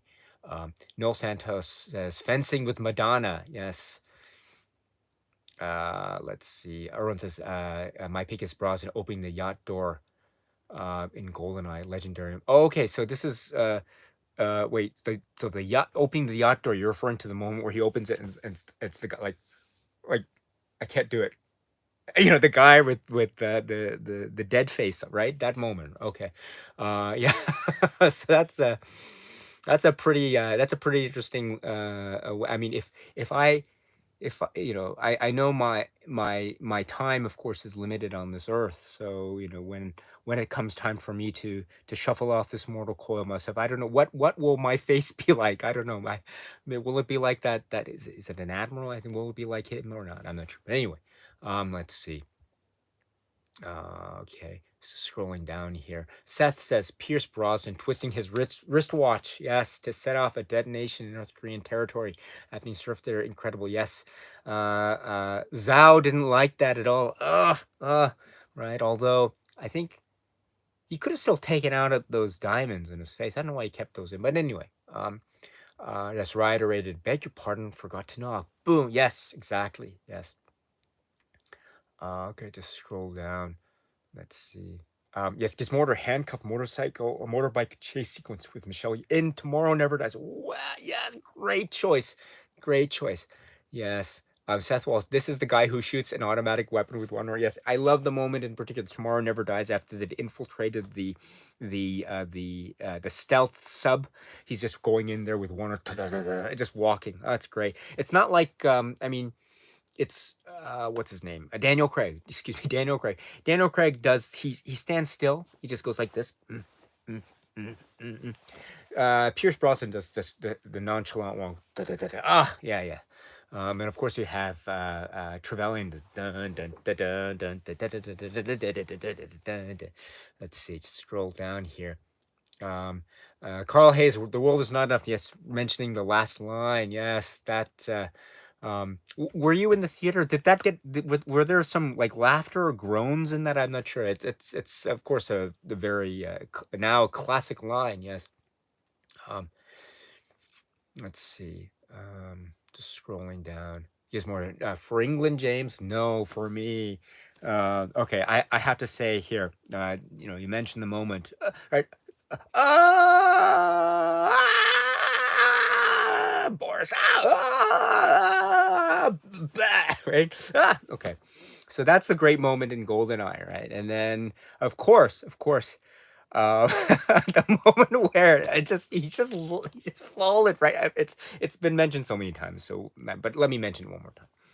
So he's fallen from this great height, and there's a close up on his, and he's still alive. Wow, wow. I mean, talk about like if you ended the film there, give that man MVP. Give him the MVP award. Alec Trevelyan deserves the MVP. I'm sorry, James Bond, but anyone who's able to survive a fall like that deserves the MVP. But then, of course, filmmakers and Bond and everyone wouldn't have it, so they've got to have this final showdown with the exploding thing and ouch, ouch, ouch, ouch. But anyway, yes.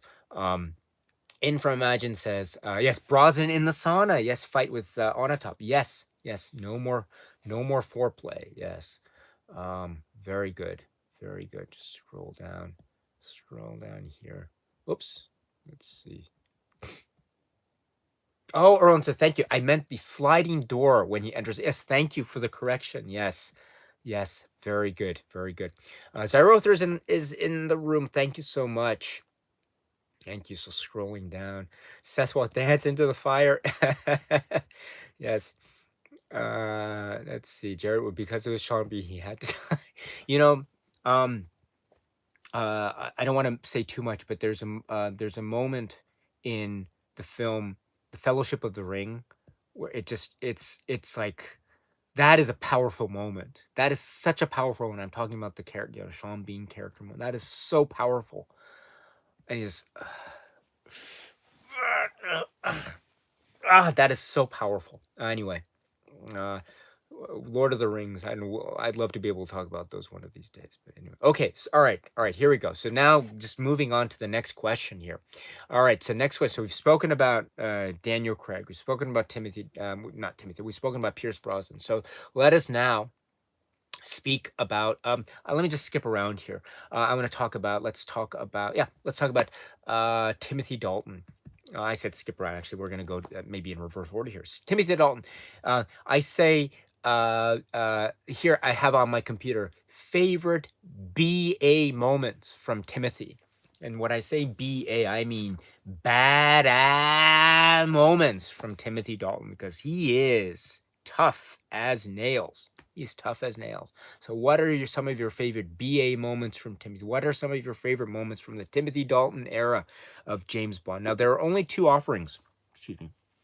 There are only 2 offerings here, unfortunately, so it's very limited.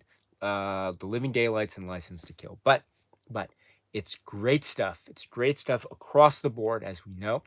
And so, what are some of your favorite Timothy Dalton moments? So I have here my top 5 here. Again, this could change, but here we go. My top 5 favorite BA moments from Timothy. So number 5, License to Kill. License to Kill. This is the moment toward the end with the chasing tankers, and essentially Sanchez's empire is all but destroyed except for this final tanker of gasoline and drugs. And so, but James Bond isn't having any of it. And he's chased, he's come all this way, and now it's just one step away from getting his revenge on the man who wronged his dear friend Felix Leiter. And you've got Bond behind driving, and he's like, Sanchez is in the tanker in front of him, and Bond is driving. He's looking, he's like, dun, dun, dun, dun, dun, and just destroys that windshield and just goes out into the front, just is about to jump on the final act. That moment when he breaks the windshield of the truck that he's or the vehicle that he's driving. That's a great moment. And anyway, so that's number 5, License to Kill. Number 4, my favorite Timothy Dalton moment from the films. Number 4 is The Living Daylights, when they are when they're being debriefed. Or when they're being briefed, excuse me, at the safe house early on in the film, after they have been able to rescue Koskov, and now they've taken him to the safe house in England, and he's telling them about Spirit Spionum with the list in his shoe and trying to set up Pushkin. There's a moment where we have Timothy Dalton sitting at the table, and he's just lit a cigarette, and just cuts to Timothy Dalton as he blows the smoke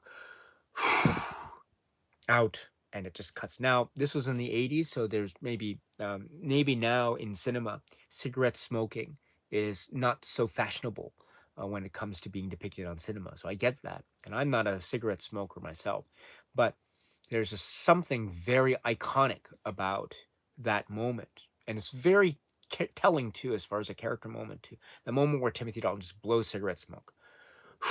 That is such a great moment because it is showing in a very subtle way that he's not really believing Koskov. He's not having this. He's like, really, Koskov, really? And it ends up, his intuition ends up being right. And so if one can read it that way, I think it's a great telling character moment. It's also just, I mean, for a certain time anyway, up to a certain point, James Bond and smoking was a type of link of being cool and chic. Of course, now it's a different story. Don't get me wrong, I get that, but there was a time when it was like that. So that is, I think, a very, very important moment. And it goes by really quickly, but wow, what a moment that is. All right, that's number 4. Number three, my favorite Timothy Dalton moments. Number 3 is, again, from Living Daylights. Excuse me.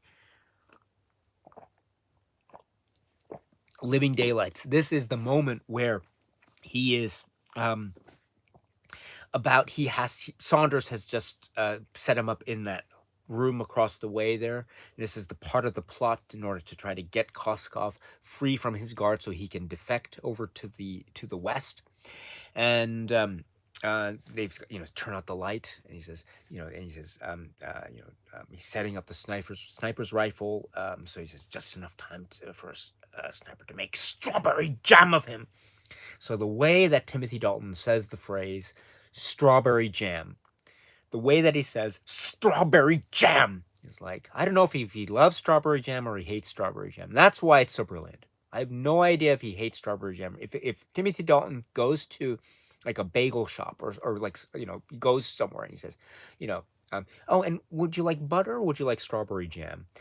I don't know what he would say. I have no idea what he would say. Would he say, "Oh, I love strawberry jam. Yes, I want heaping tablespoons, heaping tablespoons of strawberry jam." Would he say that to the to the person at the cashier, or would he say, "I cannot stand strawberry jam. I am loathing." I have no idea what he would say. That's the brilliance of that line, strawberry jam, in the opening moments, post opening credits, of course, but the opening moments of The Living Daylights, the strawberry jam moment. Okay. Number 2, my favorite moment in a Timothy Dalton film, James Bond film. Number 2, also from The Living Daylights. The Living Daylights has a number of set pieces, one of which is the moment in the Russian air base, Afghanistan Russian air base, in the late 1980s. And of course, part of that is this huge airplane. I think it's called the Hercules type. And part of that is this has already stashed onto it the sacks of opium. And so this is part of the plot between Whitaker and Koskov in order to essentially use Russian arms and use the money in order to buy opium so they can make a little money on the side without anyone knowing about it. And so this is all off book and it's all illegal, obviously, and all the opium is on the plane. And then Bond, through a certain set of circumstances, able to get into the cockpit with Kara, amazing, and Necros in the background there. And then so the plane is filled with so much stuff, and the music, the John Barry music is there. It's in a rush, and another plane is coming, and my goodness, and it's like, oh, and then like, so he's got to get it. So there's a great moment in Goldeneye 2 where Pierce Brosnan has to do the thing with the joystick, right? Here, I think that moment where Bond is like, come on, get up, get up, get up. It's just that moment where he's just shaking. And he's trying to get the plane up just in time. Barely does it. It's not good news for Koskov. But then again, Koskov is like, oh, boom. But he's still okay.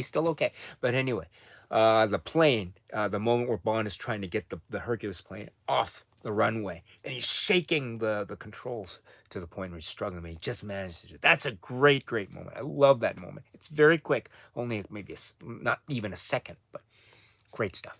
Okay, so that's my number 2 favorite one. So that brings me to number 1. My number 1 favorite moment from Pierce Brosnan, not Pierce Brosnan, from Timothy Dalton era. Pardon me. So my favorite moment, number 1 favorite moment from Timothy Dalton era is, again, from The Living Daylights.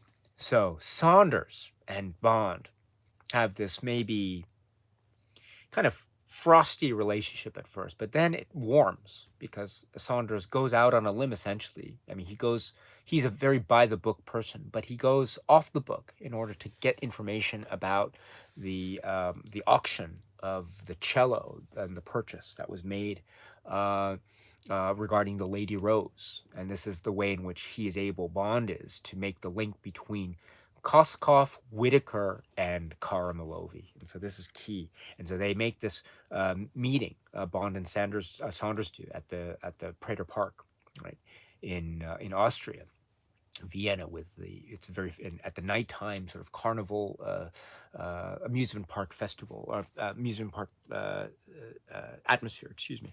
And they meet in a cafe. And of course, Necros is in the bushes, lining the remote control doors, which are timed just right. So he pushes a button, and then as Saunders walks through, very tragically, they close. It's very violent, and it's so violent that the waiter is like, oh, he drops the thing, right? And so and then Bond is just, oh my gosh, what's happening? I've just made friends with this man, and now he's crushed in these doors. He's just shocked, right, in that way, and he sees in the distance, as he's looking over the dead body of Saunders, he sees the distance, the balloon, and has that wonderful scribble, and the marker, the wonderful, I love that handwriting on the balloon by the Spionem. And he has it, he has the balloon, and just destroys that balloon. That is, I think for me, that is my favorite moment in the Timothy Dalton era. I love that film. I love Timothy Dalton's James Bond. That moment when he's like, the balloon is like, That's a great moment, and it's capped off perfectly after he finds another balloon. Oh, I see the balloons. I'm gonna get you. I'm gonna. Oh, it's a little boy. Oh no, I'm sorry. And then Car's like, "Oh, did you hear? Did you hear?" He's like, "Did you hear? I hear from Jordy." And he turns to the camera. Yes, I got the message.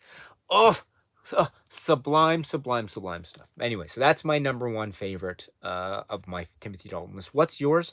Let me now go to the. Let me go to uh, the the chat, and then we will go from there. So, okay, so let's see. Scrolling down.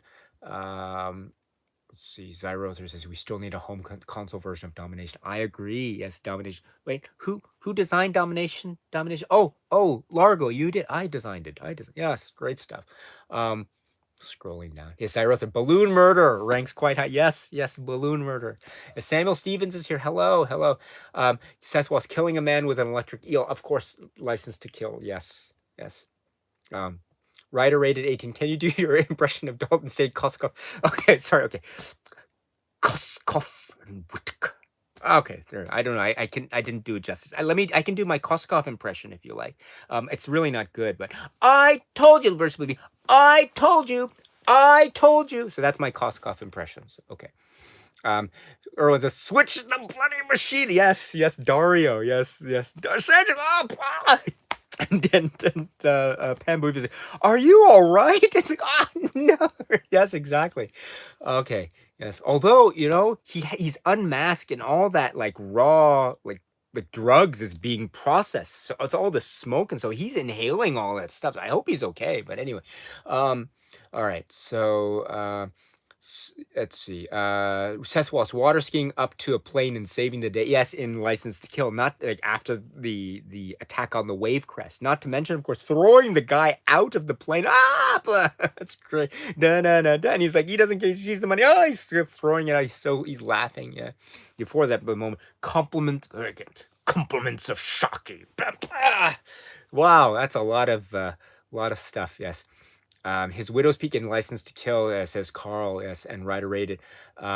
When he headbutts Benicio del Toro, just instant violent physicality. Informagine says in Living Day, that's the cargo plane fight when Dalton takes the knife and cuts the bootlaces. Yes, he cut the boot. And Necros is still holding on to the boot as he's falling through the air. He's, yes. Let's see. Let's see. Erwin says Dalton has the best Bond laugh. Yes. What is it? Don't you know iguanas are a girl's best friend? Yes, that's a great moment. All right, Gizmortar says, yes, the whole cargo plane responding to Informagine, yes. Real CCG, Real, hello, you say, I recently found your channel. Oops, I'm sorry. And I must say that your series on 70s disasters films is very interesting. Oh, thank you so much. That's very kind of you. Yes, that was a lot of fun. I suffered a little bit of burnout, I must say, but it was a lot of fun. I want to do another 30 days of something. Sometime in 2022. But thank you so much. Chris here. Hello, Chris. Chris Gulo's here. Hello, nice to see you. Jared says you've got to go. That's okay. Thank you so much for stopping by. Thank you. All right, and Zyrotha, you're right. You guessed great. Noel Santos says, oh, we're doing impressions now. Yes, thank you so much. Erwin says Daisuke reenacting bomb moments is the stuff of legends or the stuff of not legend. I don't know, depending on one's point of view, but you're very kind, Erwin. Thank you so much for the kind words. I'm very appreciative. My yes, I'm not so good with the my impressions. I really need to work on it, or not. I don't know. I just leave it as it. I'm not sure, but anyway, Absolute Boars here. Hello, my friend. It's nice to see you. Absolute Boars. Shady Tree. Yes, great stuff. Gosh. No, can you do a Money Penny impression? I don't think I can do a Money Penny impression, unfortunately. Let me think about that.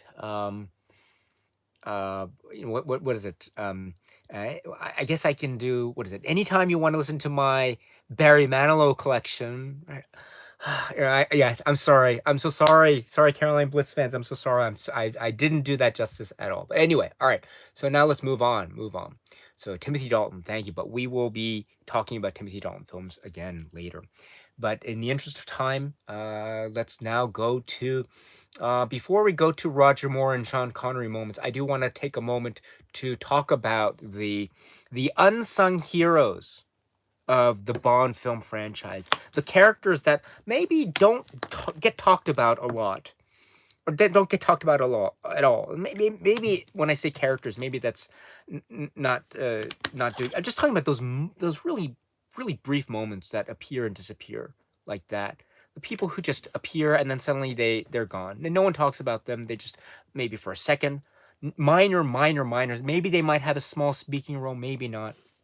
But these are the characters, the moments that I just want to give a shout out to, the what I call the unsung heroes of Bond. You know, those characters that maybe don't get attention when you read the reviews, but I really think they should. Sometimes they do, as I say. But anyway, these are those minor characters, but still.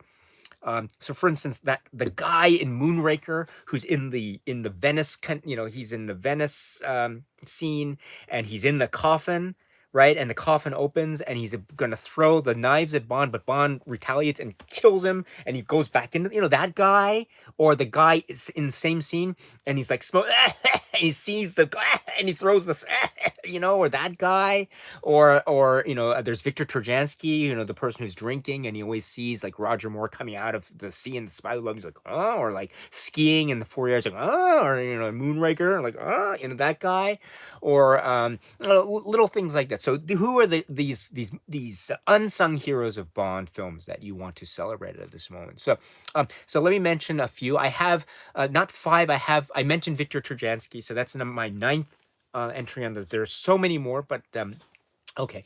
So that's number 9. My number 8.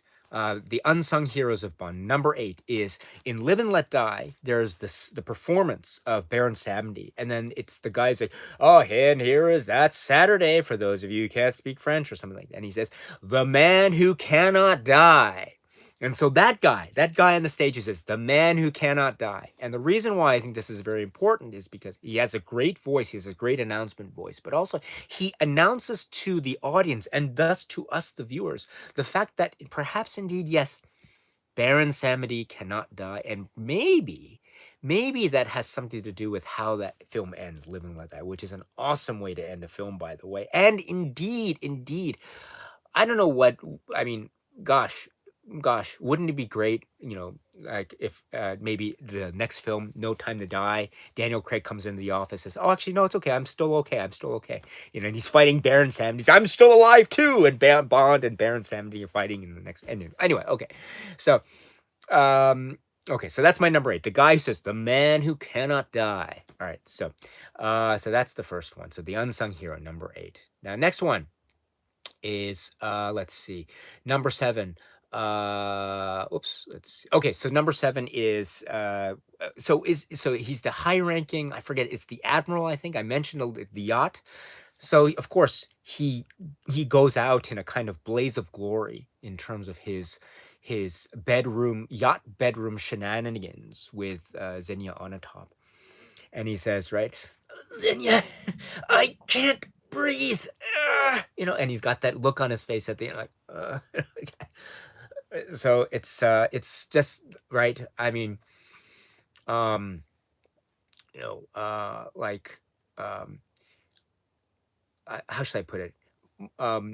My father and my grandfather, as I say, they're no longer with us, but my father told this story to me when I was quite young, and he said, son, Daisuke, your grandfather, my father, he said, he talked to me, he said, when I die, I want to die doing something that I really enjoy. And they were talking about other relatives in the family on my father's side, and like uncles or cousins or something, and they were talking about how such and such person wanted to die, and he really loved gambling at the horse races, and so he wanted to die at the horse races, and someone, he wanted to die with one last winning ticket or something. Or someone said, he loved playing, my father's side really, there were a lot of people who loved gambling. And so he would talk about, if I were to die, I want to have a winning hand at poker or a winning hand at mahjong or something.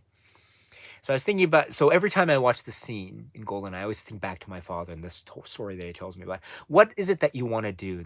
What is it that you want to do at the point of death? And I think, okay, well, this guy having this particular moment at the point of death, this is probably, I mean, if you got to go, I mean, I can think of worse ways, right? So that's my number 7. So that's my unsung hero. Number 6, unsung heroes in Bond films. Excuse me. Number 6. Okay. The Man with the Golden Gun. Now, Roger Moore, I know in later interviews, has expressed so much regret over the scene involving the little boy and the wooden elephant. And so I just want to say that this little boy is, without the little boy, who knows what could have happened to James Bond in that particular moment, right? Because he was unable to get the gas line or whatever, working to get the motor running for the boat chase. And he's like, right. What is he going to do? And so this little boy comes just out of nowhere, just swims in from the water and comes out onto his boat, tries to sell him this wooden elephant. And he's trying to be very charming, like a charming salesperson. Like, oh, you're a very handsome man, but buy my elephant, you're very handsome, for you, mister, right? And he says, I'll give you 20, for Mr. 20 baht, and I'll give you 20,000 baht if you get this motor ring. He says 20,000 baht, I'll have to pay in front door. And he says, bloody tourist, 20. And what I love about that moment, I mean, it's a terrible moment. Don't get me wrong, it's really terrible. But what I love about that moment is even at the point of utter defeat, the boy still holds his own. He says, bloody tourist, 20,000, you owe me money, just right. So I love that moment. I love how he helps Bond, and he also holds his own at the very end, even at the point of defeat. He holds his own. That I admire very much.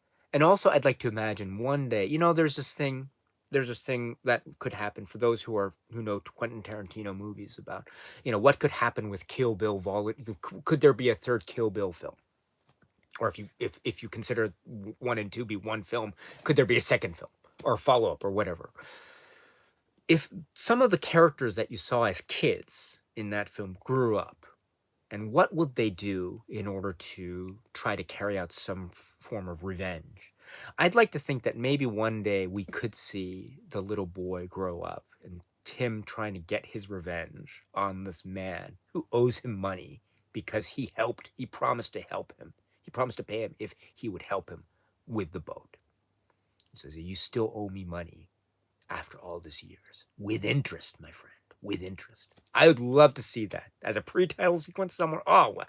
Anyway, so little boy in The Man with the Golden Gun. That's my number 6. Unsung hero moment. Number 5.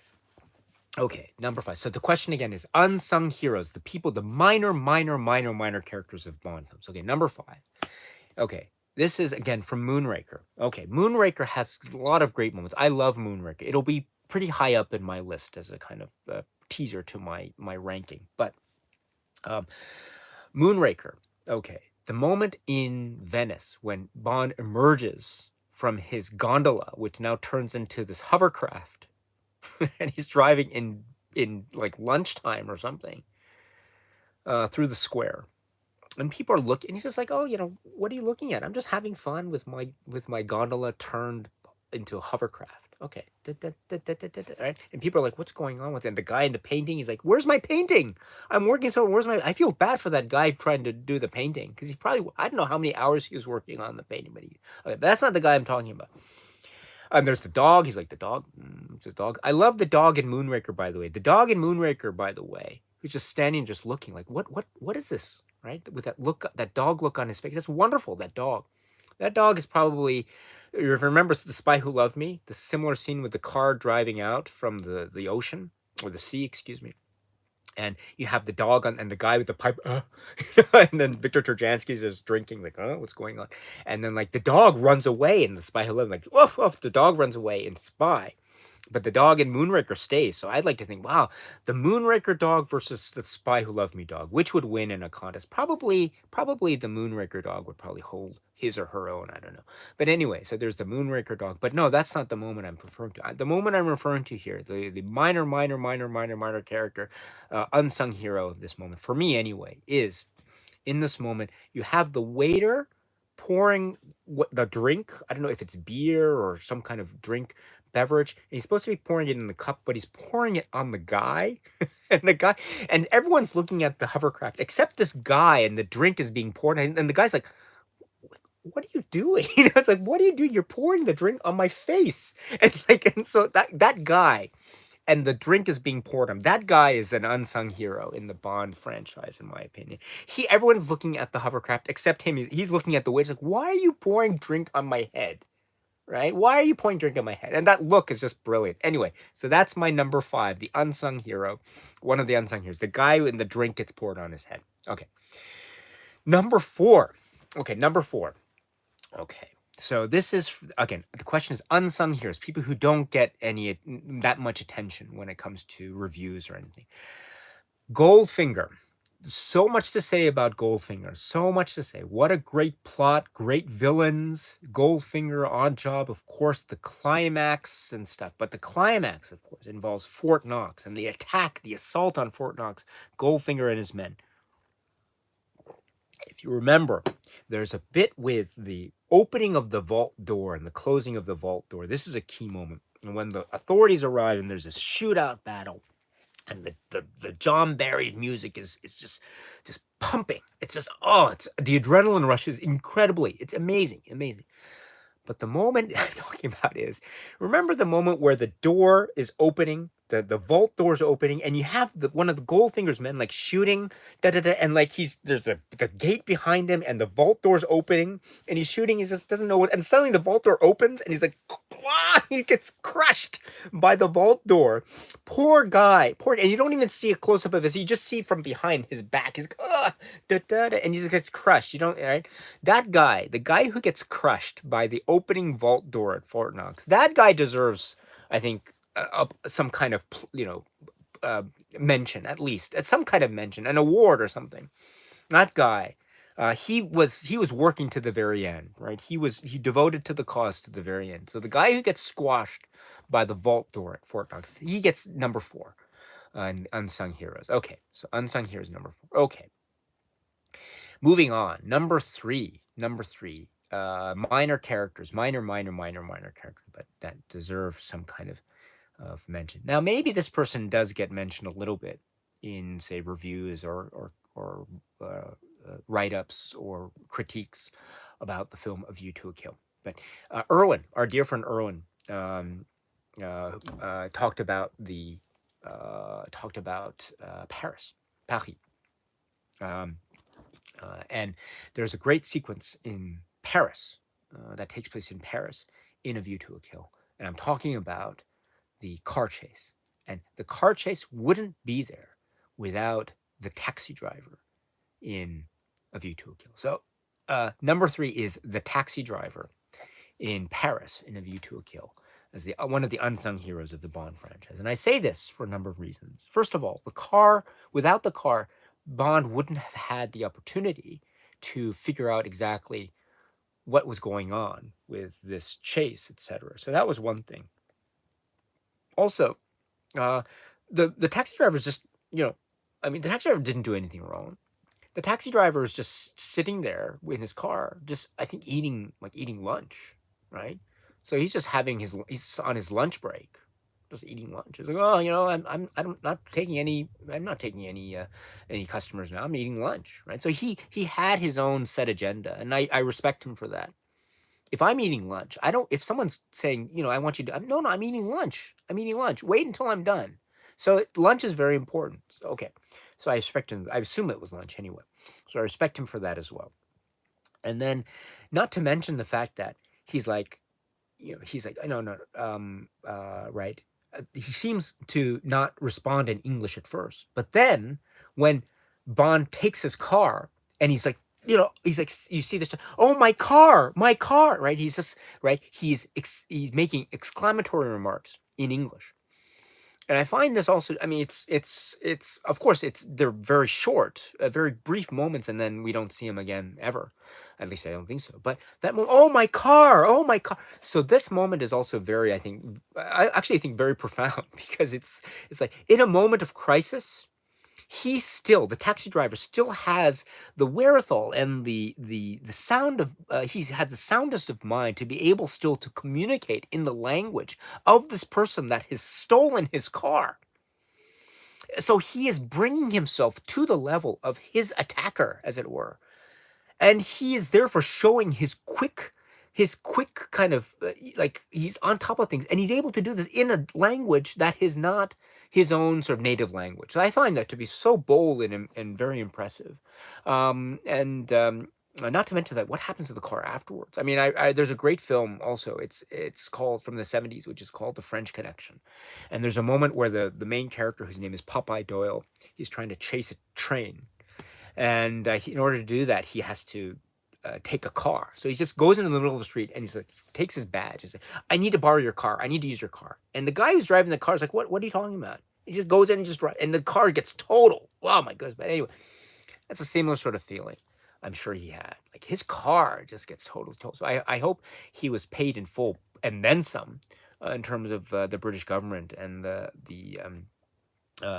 compensation. But incidentally, before I go any further, taxi driver.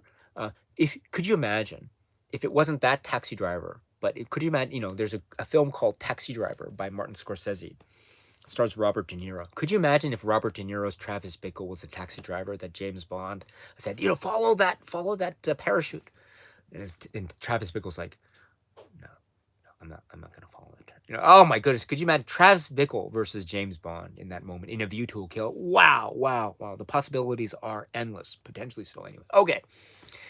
Unsung heroes, that was my number 3. So unsung heroes in Bond films. Number two, unsung heroes. So this person probably does get some attention, write-ups, I think. And there's a great dialogue moment. And number 2 is Live and Let Die. Live and Let Die, and the airport, New Orleans airport. Mrs. Bell. Mrs. Bell is number 2 on Unsung Heroes. She is epic. Mrs. Bell is epic. She is just like, she tells me, you're not, where's Mr. Bleecker, right? Where's Mr. Bleecker? I'm just here for my lesson. Where is Mr. Bleecker? And you're not even running this plane right? And then she has the great moment where the doors are closing. It's like, all right, the close, holy, right? It's a great moment. And so it's right. And same time tomorrow, Mrs. Bell. I'd like to think, what the heck's going on? So Mrs. Bell is epic, absolutely epic. So she is, I think, for me, like the unsung hero of that, or one of the unsung heroes. Mrs. Bell, my number 2 unsung hero moment. Which brings me to number 1. My number 1 favorite unsung hero, minor character in a James Bond film, but someone who I think deserves so much attention, at least just a mention, because the legacy is just profound. Number 1 is Goldfinger, the little old lady in Goldfinger. The little old lady in Goldfinger is my number 1 choice as I think, most iconic unsung hero of a James Bond film. That little old lady with at the stand there, and not only that, she has the nice smile, the curtsy, just says hello, hi, right? And then Bond escapes with the Aston Martin and the ejector seat. Then goes out and tries to escape the thing. Tries to go through the gate again. What does he see? He sees the little old lady. Not only does he see the little old lady, he sees the little lady with what? With the machine gun. And not only does she hold the machine gun, she's really shooting the machine gun at the Aston Martin. My goodness. The little old lady with the machine gun attacking James Bond in the Aston Martin. That's like epic stuff. Epic stuff. Right? not only like James Bond can't go through the little, like he has to go another way. All right, that's another thing. And two, and finally, the little old lady when she's shooting, I love this. Like her shoulders are like this, and she's kind of like she's not even looking. She's kind of she's maybe looking slightly upwards, and she's going like this. Ah, epic stuff. Okay, the number one unsung hero for me is the little old lady from Goldfinger with the machine gun. So that is my number one favorite unsung hero moment. But anyway, just going to the chat before we move on. All right. So Erwin says, yes, Anita Ekberg from, yes, from Motion with Love. Okay, call me Buana. Very good. Yes. Let's see. And let's see here. Erwin says, I also love the guy with the eye patch from Octopussy. Such an iconic look and face, never to be seen again. Yes.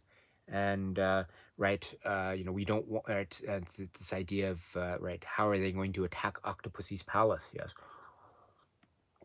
Rider Raid 18, yes. Serena Gordon as Caroline, who was sent to evaluate Pierce Brosnan. Yes. Stop this car at once. Yes. Oh, James, you're incorrigible. Yes, of course. All right, scrolling down. In from Imagine says Blofield's nameless but dedicated lab tech and yes, an Honor Majesty's who throws the acid right, at the glass door. Yes, yes, and Bond does the little like double take. Right. Oh yes, you're absolutely right. Yes, and he says causing Bond to do a double take. Exactly. Yes. Yes. Exactly. Well done. All right, Gizmortar, that's okay. See you, my friend. I'll see you later. It's nice to see you. And absolute respect to the people that got edited out and ended up on the cutting room floor. Yes, that too, of course. Everyone says Travis Bickle in a Bond. That would be awesome. Yes. All right, Carl, I'll see you later, my friend. Yes. Informagine says, when asked if he liked Goldfinger in 64, Alfred Hitchcock reportedly said he particularly liked the little machine gun lady scenes. That's according, yes, to Guy Hamilton in some of the comments that you can find, for instance, on the commentary track. So excuse me for one moment while I just plug in something here. Excuse me. Okay. There we go. Oops. Just have to plug in the power. Because I hope my power doesn't die here. Excuse me here for 1 second, and I will be with you momentarily. I don't want my phone to die.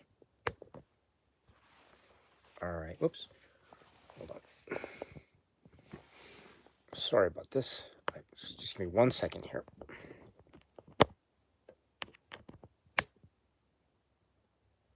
Okay. I hope that's okay. All right. I trust that's okay. But anyway. All right. So now I'm playing with power.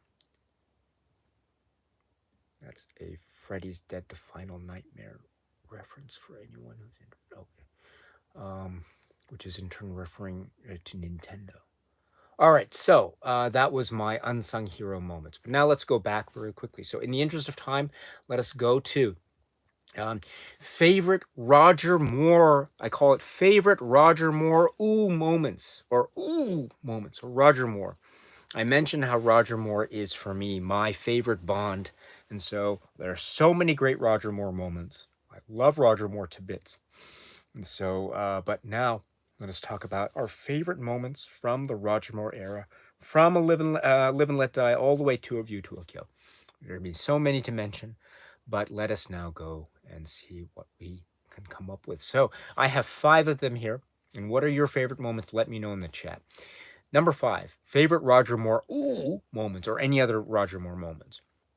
So number 5, it was mentioned earlier, Rider Raid 18, our dear friend, who I know you have to leave, so thank you very much for sticking around. I'll talk to you soon. But you mentioned For Your Eyes Only, and the moment in the pre-titles with the helicopter sequence, and someone who probably is Blofeld, who knows. And here we have, yes, number 5, the moment where, it's not the moment where he drops him into the chute, but it's the moment where he's able, right, the end cannot be far away. And then suddenly Roger Moore's Bond is able to regain control of the helicopter. He pulls the wiring, and then the music, and like the cat's like, right, There's a moment here where Bond is like, he finally has control of the helicopter, and you see a shot of his face, and he's like, he just takes a breath. That moment where he takes a breath, that is such a great Roger Moore moment. That moment is my number 5 Roger Moore favorite Roger Moore moment. That whole sequence is fantastic. Don't get me wrong, but that in particular, that moment he just says, that right, number 5, right, that helicopter moment in For Your Eyes Only. Okay, number four, Roger Moore moment. Roger Moore's physicality, I think, doesn't get enough praise. It should be. He is such a great physical actor. Amazing work. And it comes through in this moment number 4. I love this moment so much. Octopussy. Okay, Octopussy. So many fantastic moments in Octopussy, but there is a moment where he is in one of the train cars and he's fighting, or he's about to fight, one of the twins. And the twin has like a blowtorch, and he can see Bond's reflection through a jewel that he's holding at the moment. And he puts on his blowtorch mask, and he turns and he fires the blowtorch at Bond, and Bond's like, oh, he's phased for a moment. And then and then there's a moment where it cuts to Roger Moore's face when he's like, and his eyes are like, he's phased for a moment. That moment where Roger Moore is phased and his eyes are just, he's like, oh. That is such a great moment because it shows Bond's vulnerability. It shows Roger Moore's greatness as a physical actor. And also, it's a great fight sequence as well. Or well, actually, the fight sequence itself actually is what happens afterwards is somewhat anticlimactic, I must admit. But the build-up, I should say, is what makes that moment great. And the build-up is captured so perfectly by this look in his eyes, Roger Moore, after he's been almost blinded by this flash of the blowtorch fire. Okay, so that's my number 4. Number 3. Okay, I mentioned it before, but the man with the golden gun. Early on, when he's trying to find the bullet, right? What is it, Saida, right? And the bullet and the belly dancing, and he's in the back room, and the bullet is in the belly button area. It's like a belly button charm, a good luck charm, and he's trying, and you have a wonderful abdomen, right? That moment when he swallows the, I can't mimic the sound, but that moment. Oh my goodness! And then of course the fight ensues in the dressing room, etc. Oh, my perfume, and so all this is great, right? But that moment when he has him again, that sound of the swallowing, that is wow! And that look, I can't do it. The way he stretches, he elongates his neck and his lips somehow. It's just again perfect physical acting from Roger Moore. Great stuff. That's my number 3. Okay, number two. Now, I mentioned in the question, favorite Roger Moore moments. For Your Eyes Only, once again. It has to be the thing to when he's rock climbing, and then the rope fall, and then the rope got, and we get the long shot of Bond. And it echoes all the way throughout Greece. That moment, it's just echoing. It's probably still echoing. It's just that epic. Wow, what a great moment. And of course, you've got the use of the shoelace. Again, shout out to Irwin and others who mentioned, shoelaces and the thing of that sort. But shoelaces, right, and Bond films have this really close connection that we figured out. And one of the great shoelace moments of a Bond film is For Your Eyes Only. But of course, that is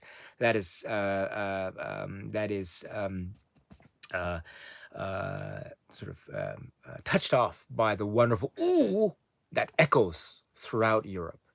Okay, that's my number 2 moment from For Your Eyes Only, my favorite Roger Moore ooh moment. And number 1, my favorite Roger Moore ooh moment.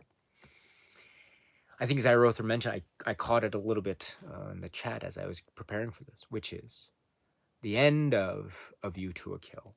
It has to be the end of A View to a Kill. Stacey Sutton and Roger Moore, or I should say Stacey Sutton and James Bond, just cleaning up a few details according to Q. And James, and then the shower, and it just ends where, right? How's it end? Goes, ha ha ha, and that's how Roger Moore's right time as Bond ends. It's just the perfect way to end. It's I can't say, there will be so many more discussions and debates and dialogues about how the Daniel Craig era ended. I know. and I'm still kind of what's going on here, but there can be no doubt when you're talking about how to end one's way. That's probably for me like the best way. I think about how like Sean Connery, oh, how are we gonna get those diamonds down there? Like dun dun dun, diamond, right? I don't know how to do it. Or like, you can talk about Daniel Craig, or you can talk about right. Well, I guess maybe Pierce Brosnan had a great way of ending. I guess his run as James Bond, right? With more diamonds, I suppose, and Jinx, or right, Timothy Dalton. Although Timothy Dalton, like he ends in the pool in his like tucks in the pool. I think to myself, man, like I don't like to be in wet clothes. I always like to just. It feels kind of I just want to get changed out of my wet clothes. Like and everyone's watching. But anyway, right? So Roger Moore, right? Oh, right in the shower and everything. Oh, it's perfect. And oh, all right. That's my number one favorite Roger Moore moment. But let us go to the. Let's go here. So, Zyrother, yes, you can't beat the very last moment in A View to a Kill. Exactly. Seth says, how do you pick a favorite Roger moment? It's hard. Erwin says the moment where Jaws throws Bond again against the wall of the train. Yes. Oh, and he throws him against the ceiling, and there's like a slow motion, like and then like throws him. That's great. And Jaws is like he's smiling. He's like, oh, I did it. I love that moment too. I love the moment too where Jaws, after the car crashes through the guy's house, is like goes through, like, that's a great moment. Yeah. Let's see. Oh, Damn Fool is in the house. Hello, Damn Fool, our dear friend. Yes. Hotano to the nearest pharmacy. Oh, yes. Dum Dum Bullets. Yes, Damn Fool continues. Twinkle in the eye of the final clinch with the leading lady and the fade out in the last ha ha ha. Ooh, yes. It's perfect. Absolutely perfect. Noel says good night to all. I wish we have all the time in the world. Yes. Oh, although yes, that's a very loaded phrase. Yes, time to screen my No Time to Die Blu-ray, and please enjoy the Blu-ray. I hope mine will arrive soon. But anyway, yes. That's awesome. So anyway, thank you very much, Noel. So, well done. So now, in the interest of time, because I do have to go very soon. Now we are at the Connery era. Favorite Connery. So let's talk about favorite Connery moments. So I've listed here. I've called it favorite Sean Connery mofo moments. So favorite Sean Connery mofo moments, which is like just another thing. Like Connery is just iconic and so iconic to the point of being right. You go with it, and Connery just does his Connery thing, and it's Connery. It is Connery, and there's so many great moments. Excuse me. So many great moments in the Connery era. I'll try to talk more about them when we do the list, but again, let us go through the Connery. So, what are your favorite Connery era moments? I have 5 here. And we'll go from there. So, favorite Sean Connery moments from the Bond film era, the Sean Connery Bond film era moments. Number 5, favorite Sean Connery moments is For Your Eyes Only. For Your Eyes Only. So when he's chasing Aki in Tokyo after Henderson has been assassinated, there's a moment where he's in sort of the subway era. And okay, let's see. Can someone help me with this this spam comment? There's a spam comment. I tried to remove it before, but maybe could someone help me remove the comment here? Yeah, I really don't like these spam comments. Thank you so much. Thank you very much, Zara. Appreciate it, my friend. Thank you. I do get those spam comments also on YouTube. I really hate. Ugh. I don't know, like if someone had a balloon, if a balloon came and it said YouTube spam comments, and I would be like, "Ugh!" like Timothy Dalton. Anyway, all right, thank you very much, Zyrother. Appreciate it. Yes. So okay, so the moment in favorite Sean Connery moments, number 5 You Only Live Twice. You Only Live Twice. It would be the part where he's chasing Aki in the subway, and he does the sidestep down the steps. That is such a great moment. Yes, the sidestep of Sean Connery, and he repeats it too in Never Say Never Again. It's a wonderful moment. Never Say Never Again. The repeat in uh, right early on in that film, but now we get it here in that when those wonderful two-tone shoes as well, which I think is something that Terrence Young would never have Bond wear. I think two-tone shoes is probably like a Savile Row faux pas. But again, here we're having for your I keep saying For Your Eyes Only. I mean to say You Only Live Twice. In You Only Live Twice, of course, we have the film in the hands of oh gosh, why am I blanking on the director's name of You Only Live Twice? Oh my goodness, why? Help me, someone help me, help me. Oh goodness, why am I? Help me. Who's the director of You Only Live Twice and Spy Who Loved Me and Moonraker? Why am I forgetting this? Oh no, oh no, I have to stop. Oh gosh. Lewis Gilbert, thank you, Lewis Gilbert, thank you so much. You saved me, thank you, Lewis Gilbert, thank you. So we didn't have any more Terrence Young. Well, you know, I want you to sleep in your shirt. I want you to sleep in your suit, Connor. Right? Anyway, and what were the ingredients that made Dr. No successful? It was Sean Connery. Anyway, so but number 5 is the sidestep down the steps in You Only Live Twice. My favorite Sean Connery moment. Number four, Sean Connery moment. Erwin, our dear friend, mentioned how he first saw Thunderball. So let me mention a Thunderball moment here. Thunderball has a lot of great moments, but the moment where you know, he's it's early on, and he's why oh gosh, I'm blanking. My memory's blanking. I'm so sorry. What's the name of that facility in Thunderball that he goes early on? What's the name of that? Why am I blanking on that? Why am I blanking? This is terrible. I'm so embarrassed. Why am I forgetting this really key the place that he goes to get, you know, any Shrublands. Thank you, Shrublands. Why did I forget Shrublands? My goodness. This is so embarrassing. You guys saved me again. Thank you. So he goes to Shrublands, and you know, there's the whole thing at night, and he's on the phone, and someone's outside the window, and he does the thing. Da, da, da, da. He goes out, and the moment he goes out, remember when he uses his elbow to like knock the fire alarm like that? That is such a cool moment. I love the bit when he does that. So that's my favorite. That's my number 4 favorite Connery moment, is in Thunderball. In Shrublands, thank you. How could I forget that? And Lewis Gilbert, forgive me. But anyway, he does the thing with the fire alarm in Thunderball. I love that moment. Okay.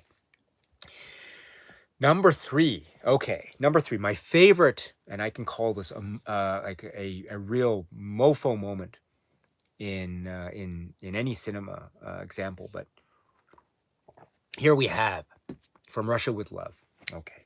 After what has happened to Karimbe happens on the Orient Express, and after the discovery of the body, of course, everyone is very upset, including Bond. And so here he knows what is going on, and here he decides to confront Tatiana Romanova in the car of the Orient Express. He knocks, right?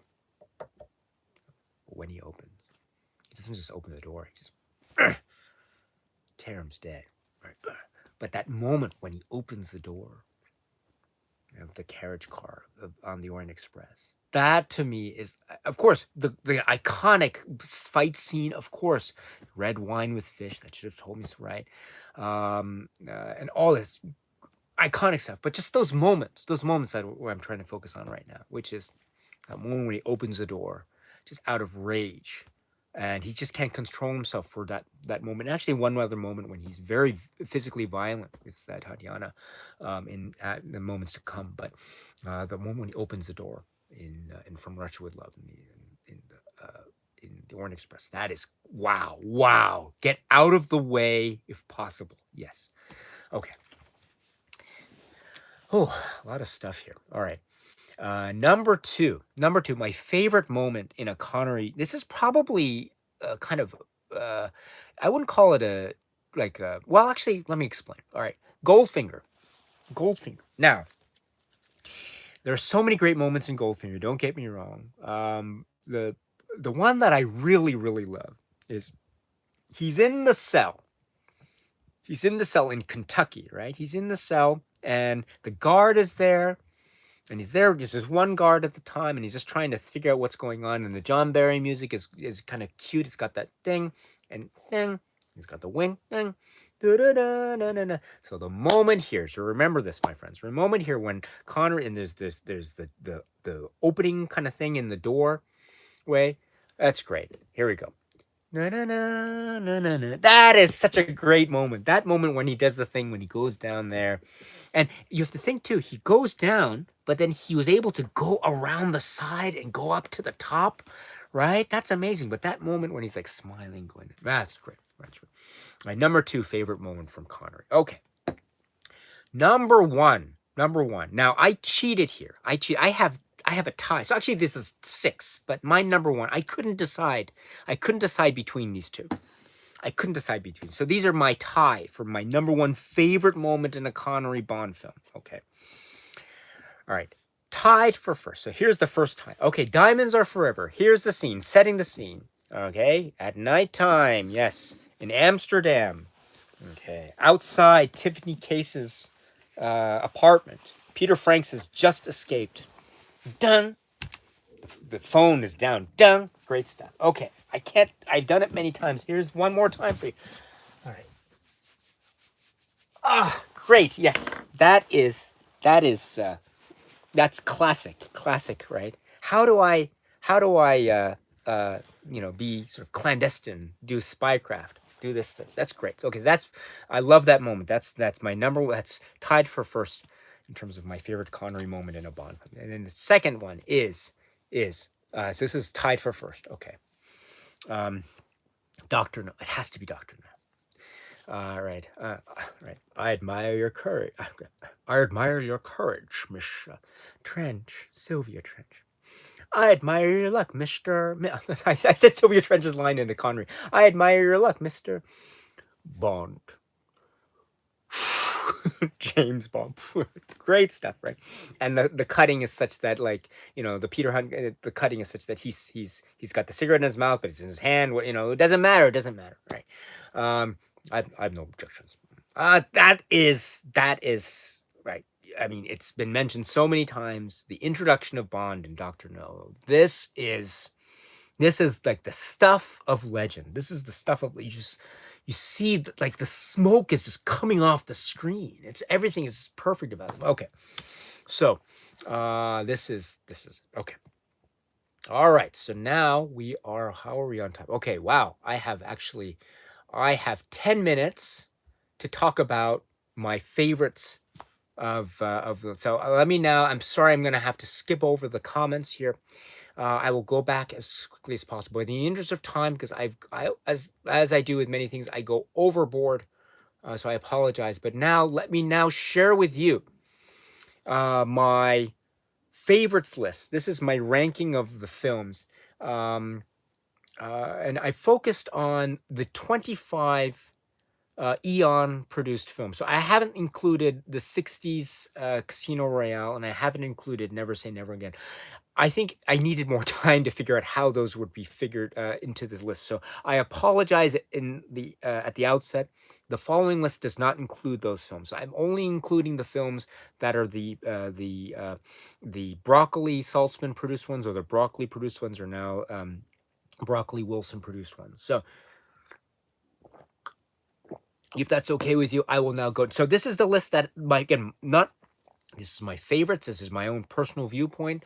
My tastes could change in a given moment. I understand that. So please understand, if my list differs from yours, please don't be offended. Don't be offended at all. I don't mean to offend in the slightest. Your list is great. This is just how I feel at this particular point in time. So, my dear friends, here it is. From 25 to 1, starting from the 25th and down to the number. So let's start with number 25. My 25th out of 25 favorite Bond film is, this is the line of dialogue from the film.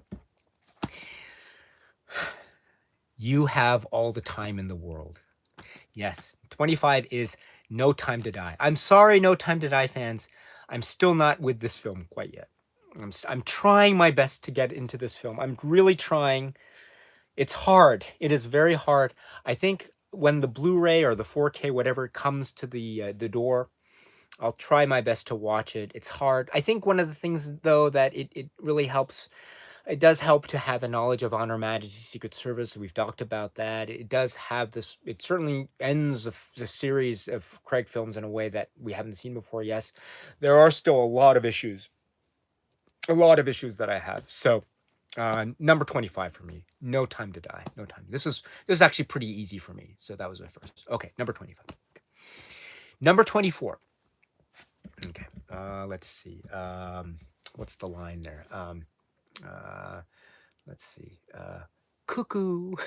Number 24 is Spectre. Okay, Spectre is 24. It would have been 25. I'm actually, from 24 on, I'm actually really, I'm becoming very positive on Spectre. And this helped a lot in terms of my live stream discussion. There are some comments that I received during that really helped me to sort of recalibrate that in my own head. And in fact, too, after watching No Time to Die, that film helped me to see Spectre in a slightly different light as well. So it's 24, but it's a pretty high up there, 24 in my opinion. So Spectre is number 24. Okay. Number 23 is, let's see, right, I think I got the thrust of it. Yes, number 23 is Die Another Day. Die Another Day is number 23, but this is still high up. I love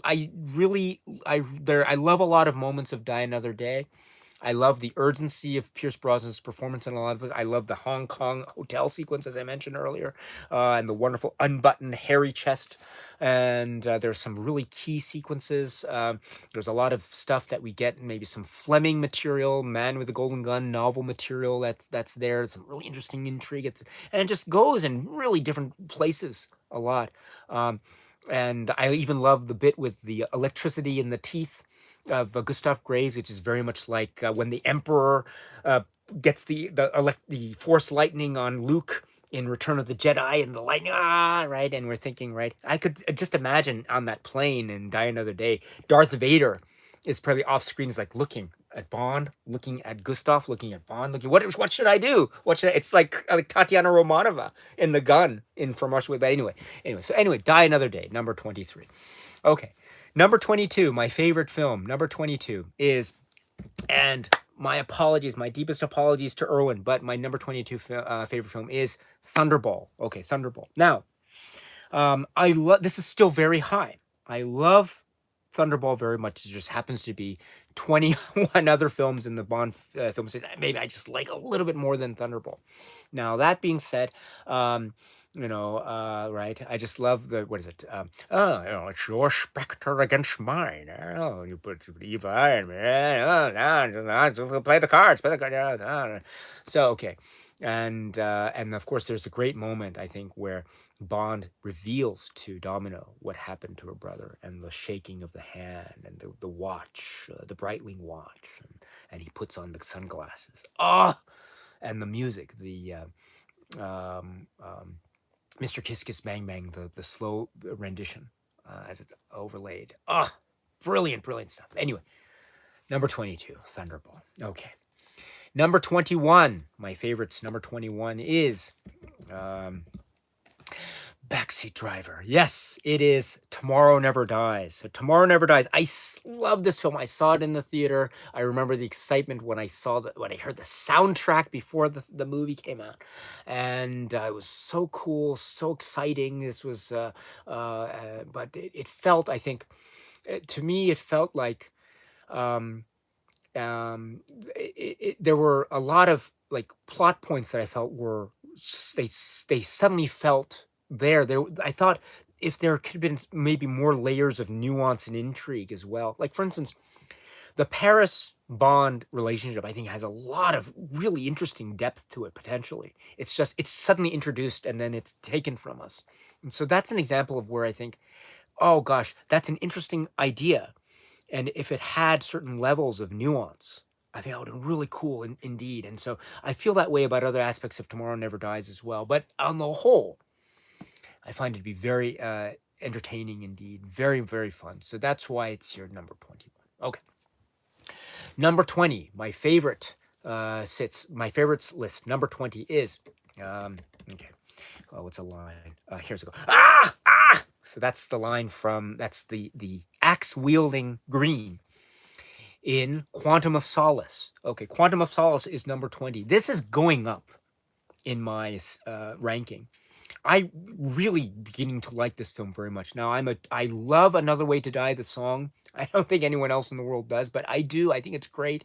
The I love the confusion of the world. Like who to eat, but like even now to this day, I have no idea what was going on with Mathis. I have no idea, but that's great. That's a really great thing about the film. There's a mystery, and spycraft is meant to be confusing. We're not sure who our friends are, who our foes are. And that film, Quantum of Solace, does it so well. And Lighter is involved. It's great. Okay, so Quantum of Solace, number 20. Number 19 is, let's see. Oh, yes, I Like Shake.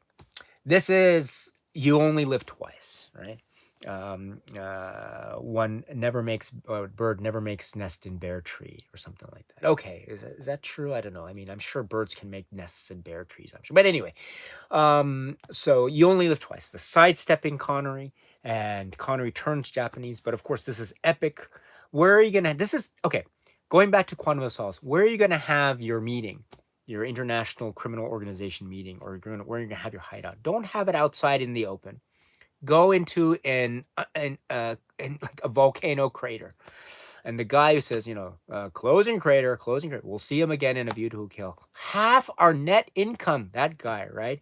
And smoking is very dangerous for one's health, but here it helps bond, right? Everything's. Oh my goodness, what am I gonna? Well, if I'm gonna, at least can I smoke? Yeah, okay, I'm gonna smoke. Okay, boom, that's great. You Only Live Twice, right? And still to this day, Helga, when she falls into that pool of piranhas, what does she say? Osato, I don't know what she says at the end. I still don't know. What is Osato? Aim. She says aim, aim. If that's the case, that maybe is a foreshadowing of what happens to Osato. This is the price of failure, Mr. Bond. Blofeld aims the gun at Osato and shoots. So I don't know. Anyway, okay.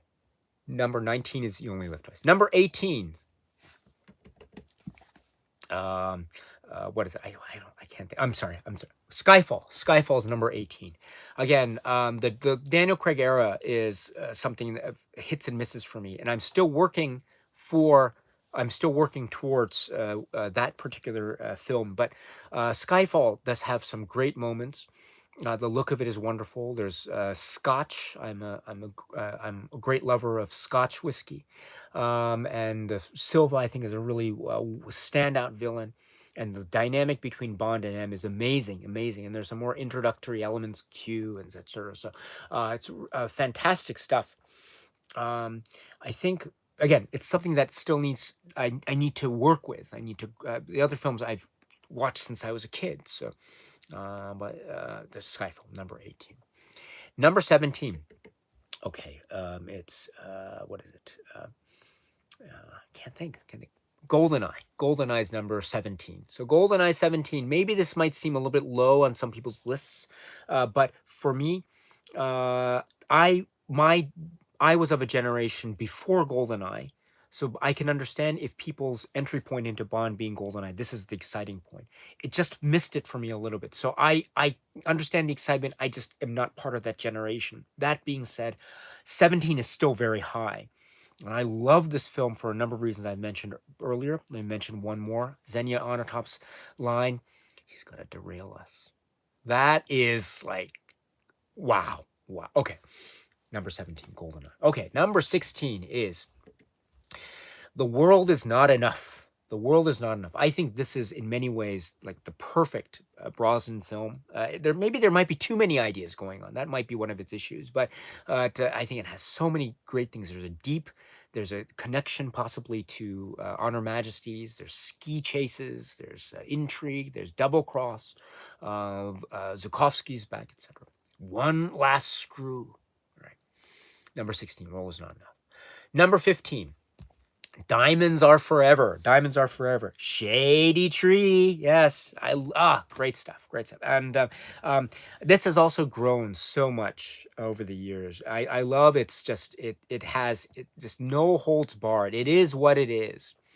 And you either like it or you don't. But I do love it. My favorite moment, I think, I mentioned this moment, right? But another great moment. It's not quite Connery moment, but it's Stop Him, Harry.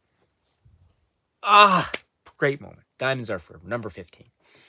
How much time do we have? We have about, all right, 3 minutes and counting. All right, I am very short on time here, so I'm going to have to go really quickly.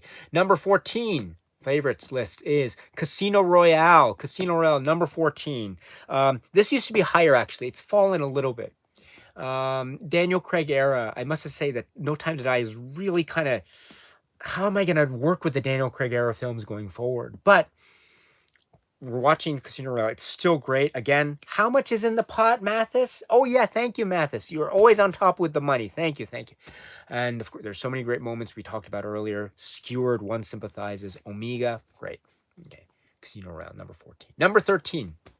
You mentioned it here.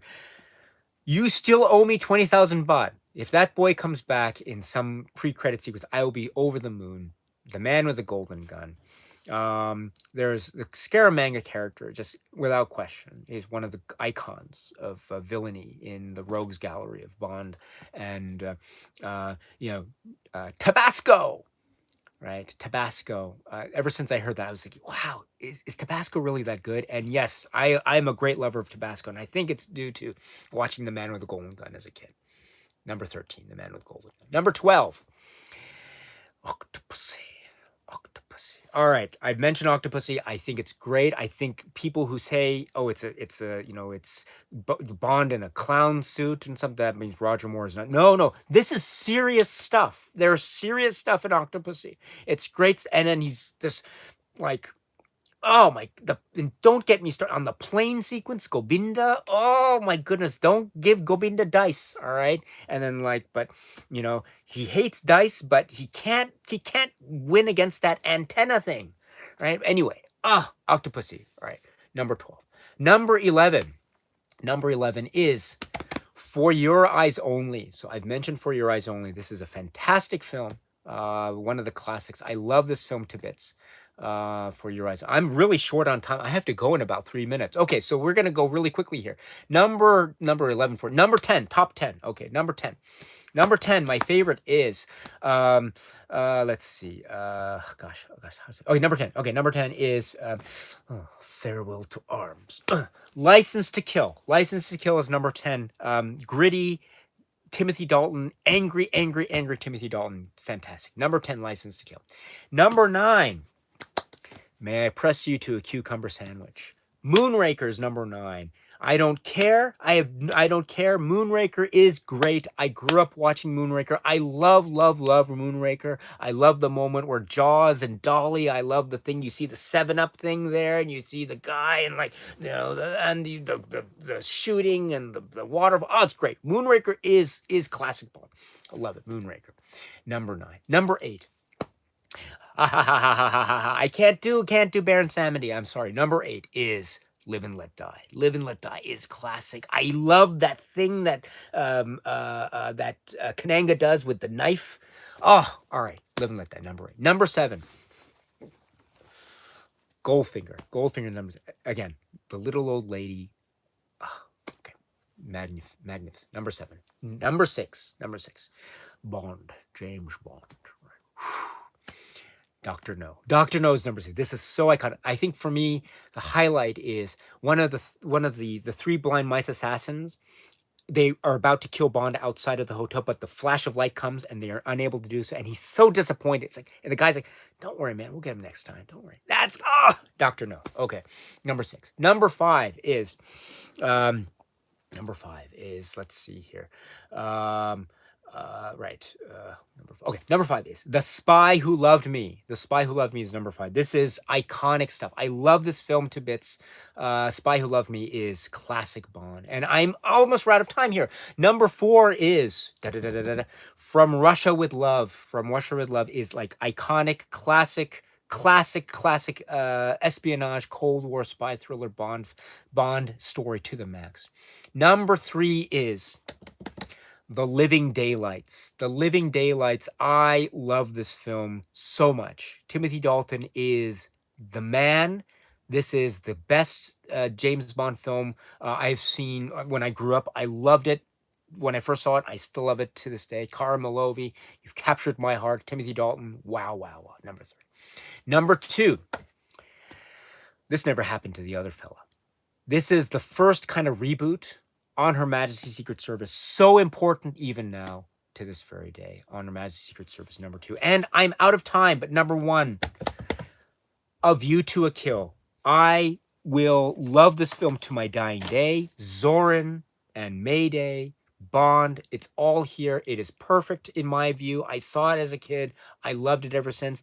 Has James Bond finally met his match? This is to me like the best stuff. A View to a Kill for me is number 1. Now, I am just totally out of time because I have to go. I am so sorry. I went totally overboard. I'm so sorry. So I will put this list up in the description box later, just in case you're interested. So I am so sorry. I have to go. We'll have to do this again. Let's keep doing stuff like this again. I forgot to say, Seth, you left a super chat here. Thank you so much, Seth, my dear friend. Thank you. You didn't have to do that. Thank you so much. I really have to go. Oh my goodness. I have to take my my daughter to an appointment now. So I wasn't planning to do this this so close to the wire, but as I say, it's like, I guess, right? What I have, 7 seconds to spare, or 3 seconds if you go with what Connery says in Goldfinger. You didn't catch enough time to check the audio there. But anyway, so 7 seconds or 3 seconds, depending on what you're relying on. But anyway, thank you so much, my dear friends. And if there are any View to a Kill lovers out there, drop me a line anytime. I'm always, if ever you say, I love A View to a Kill as well, I will always stop what I'm doing and respond to the comment. But anyway, thank you so much. I hope all is well, and I will be back very soon. I'm so sorry to rush like this, but I really have to go. This is really embarrassing. Thank you so much. I will be in touch very soon. Cheers, my friends. Thank you. And James Bond will return. Cheers.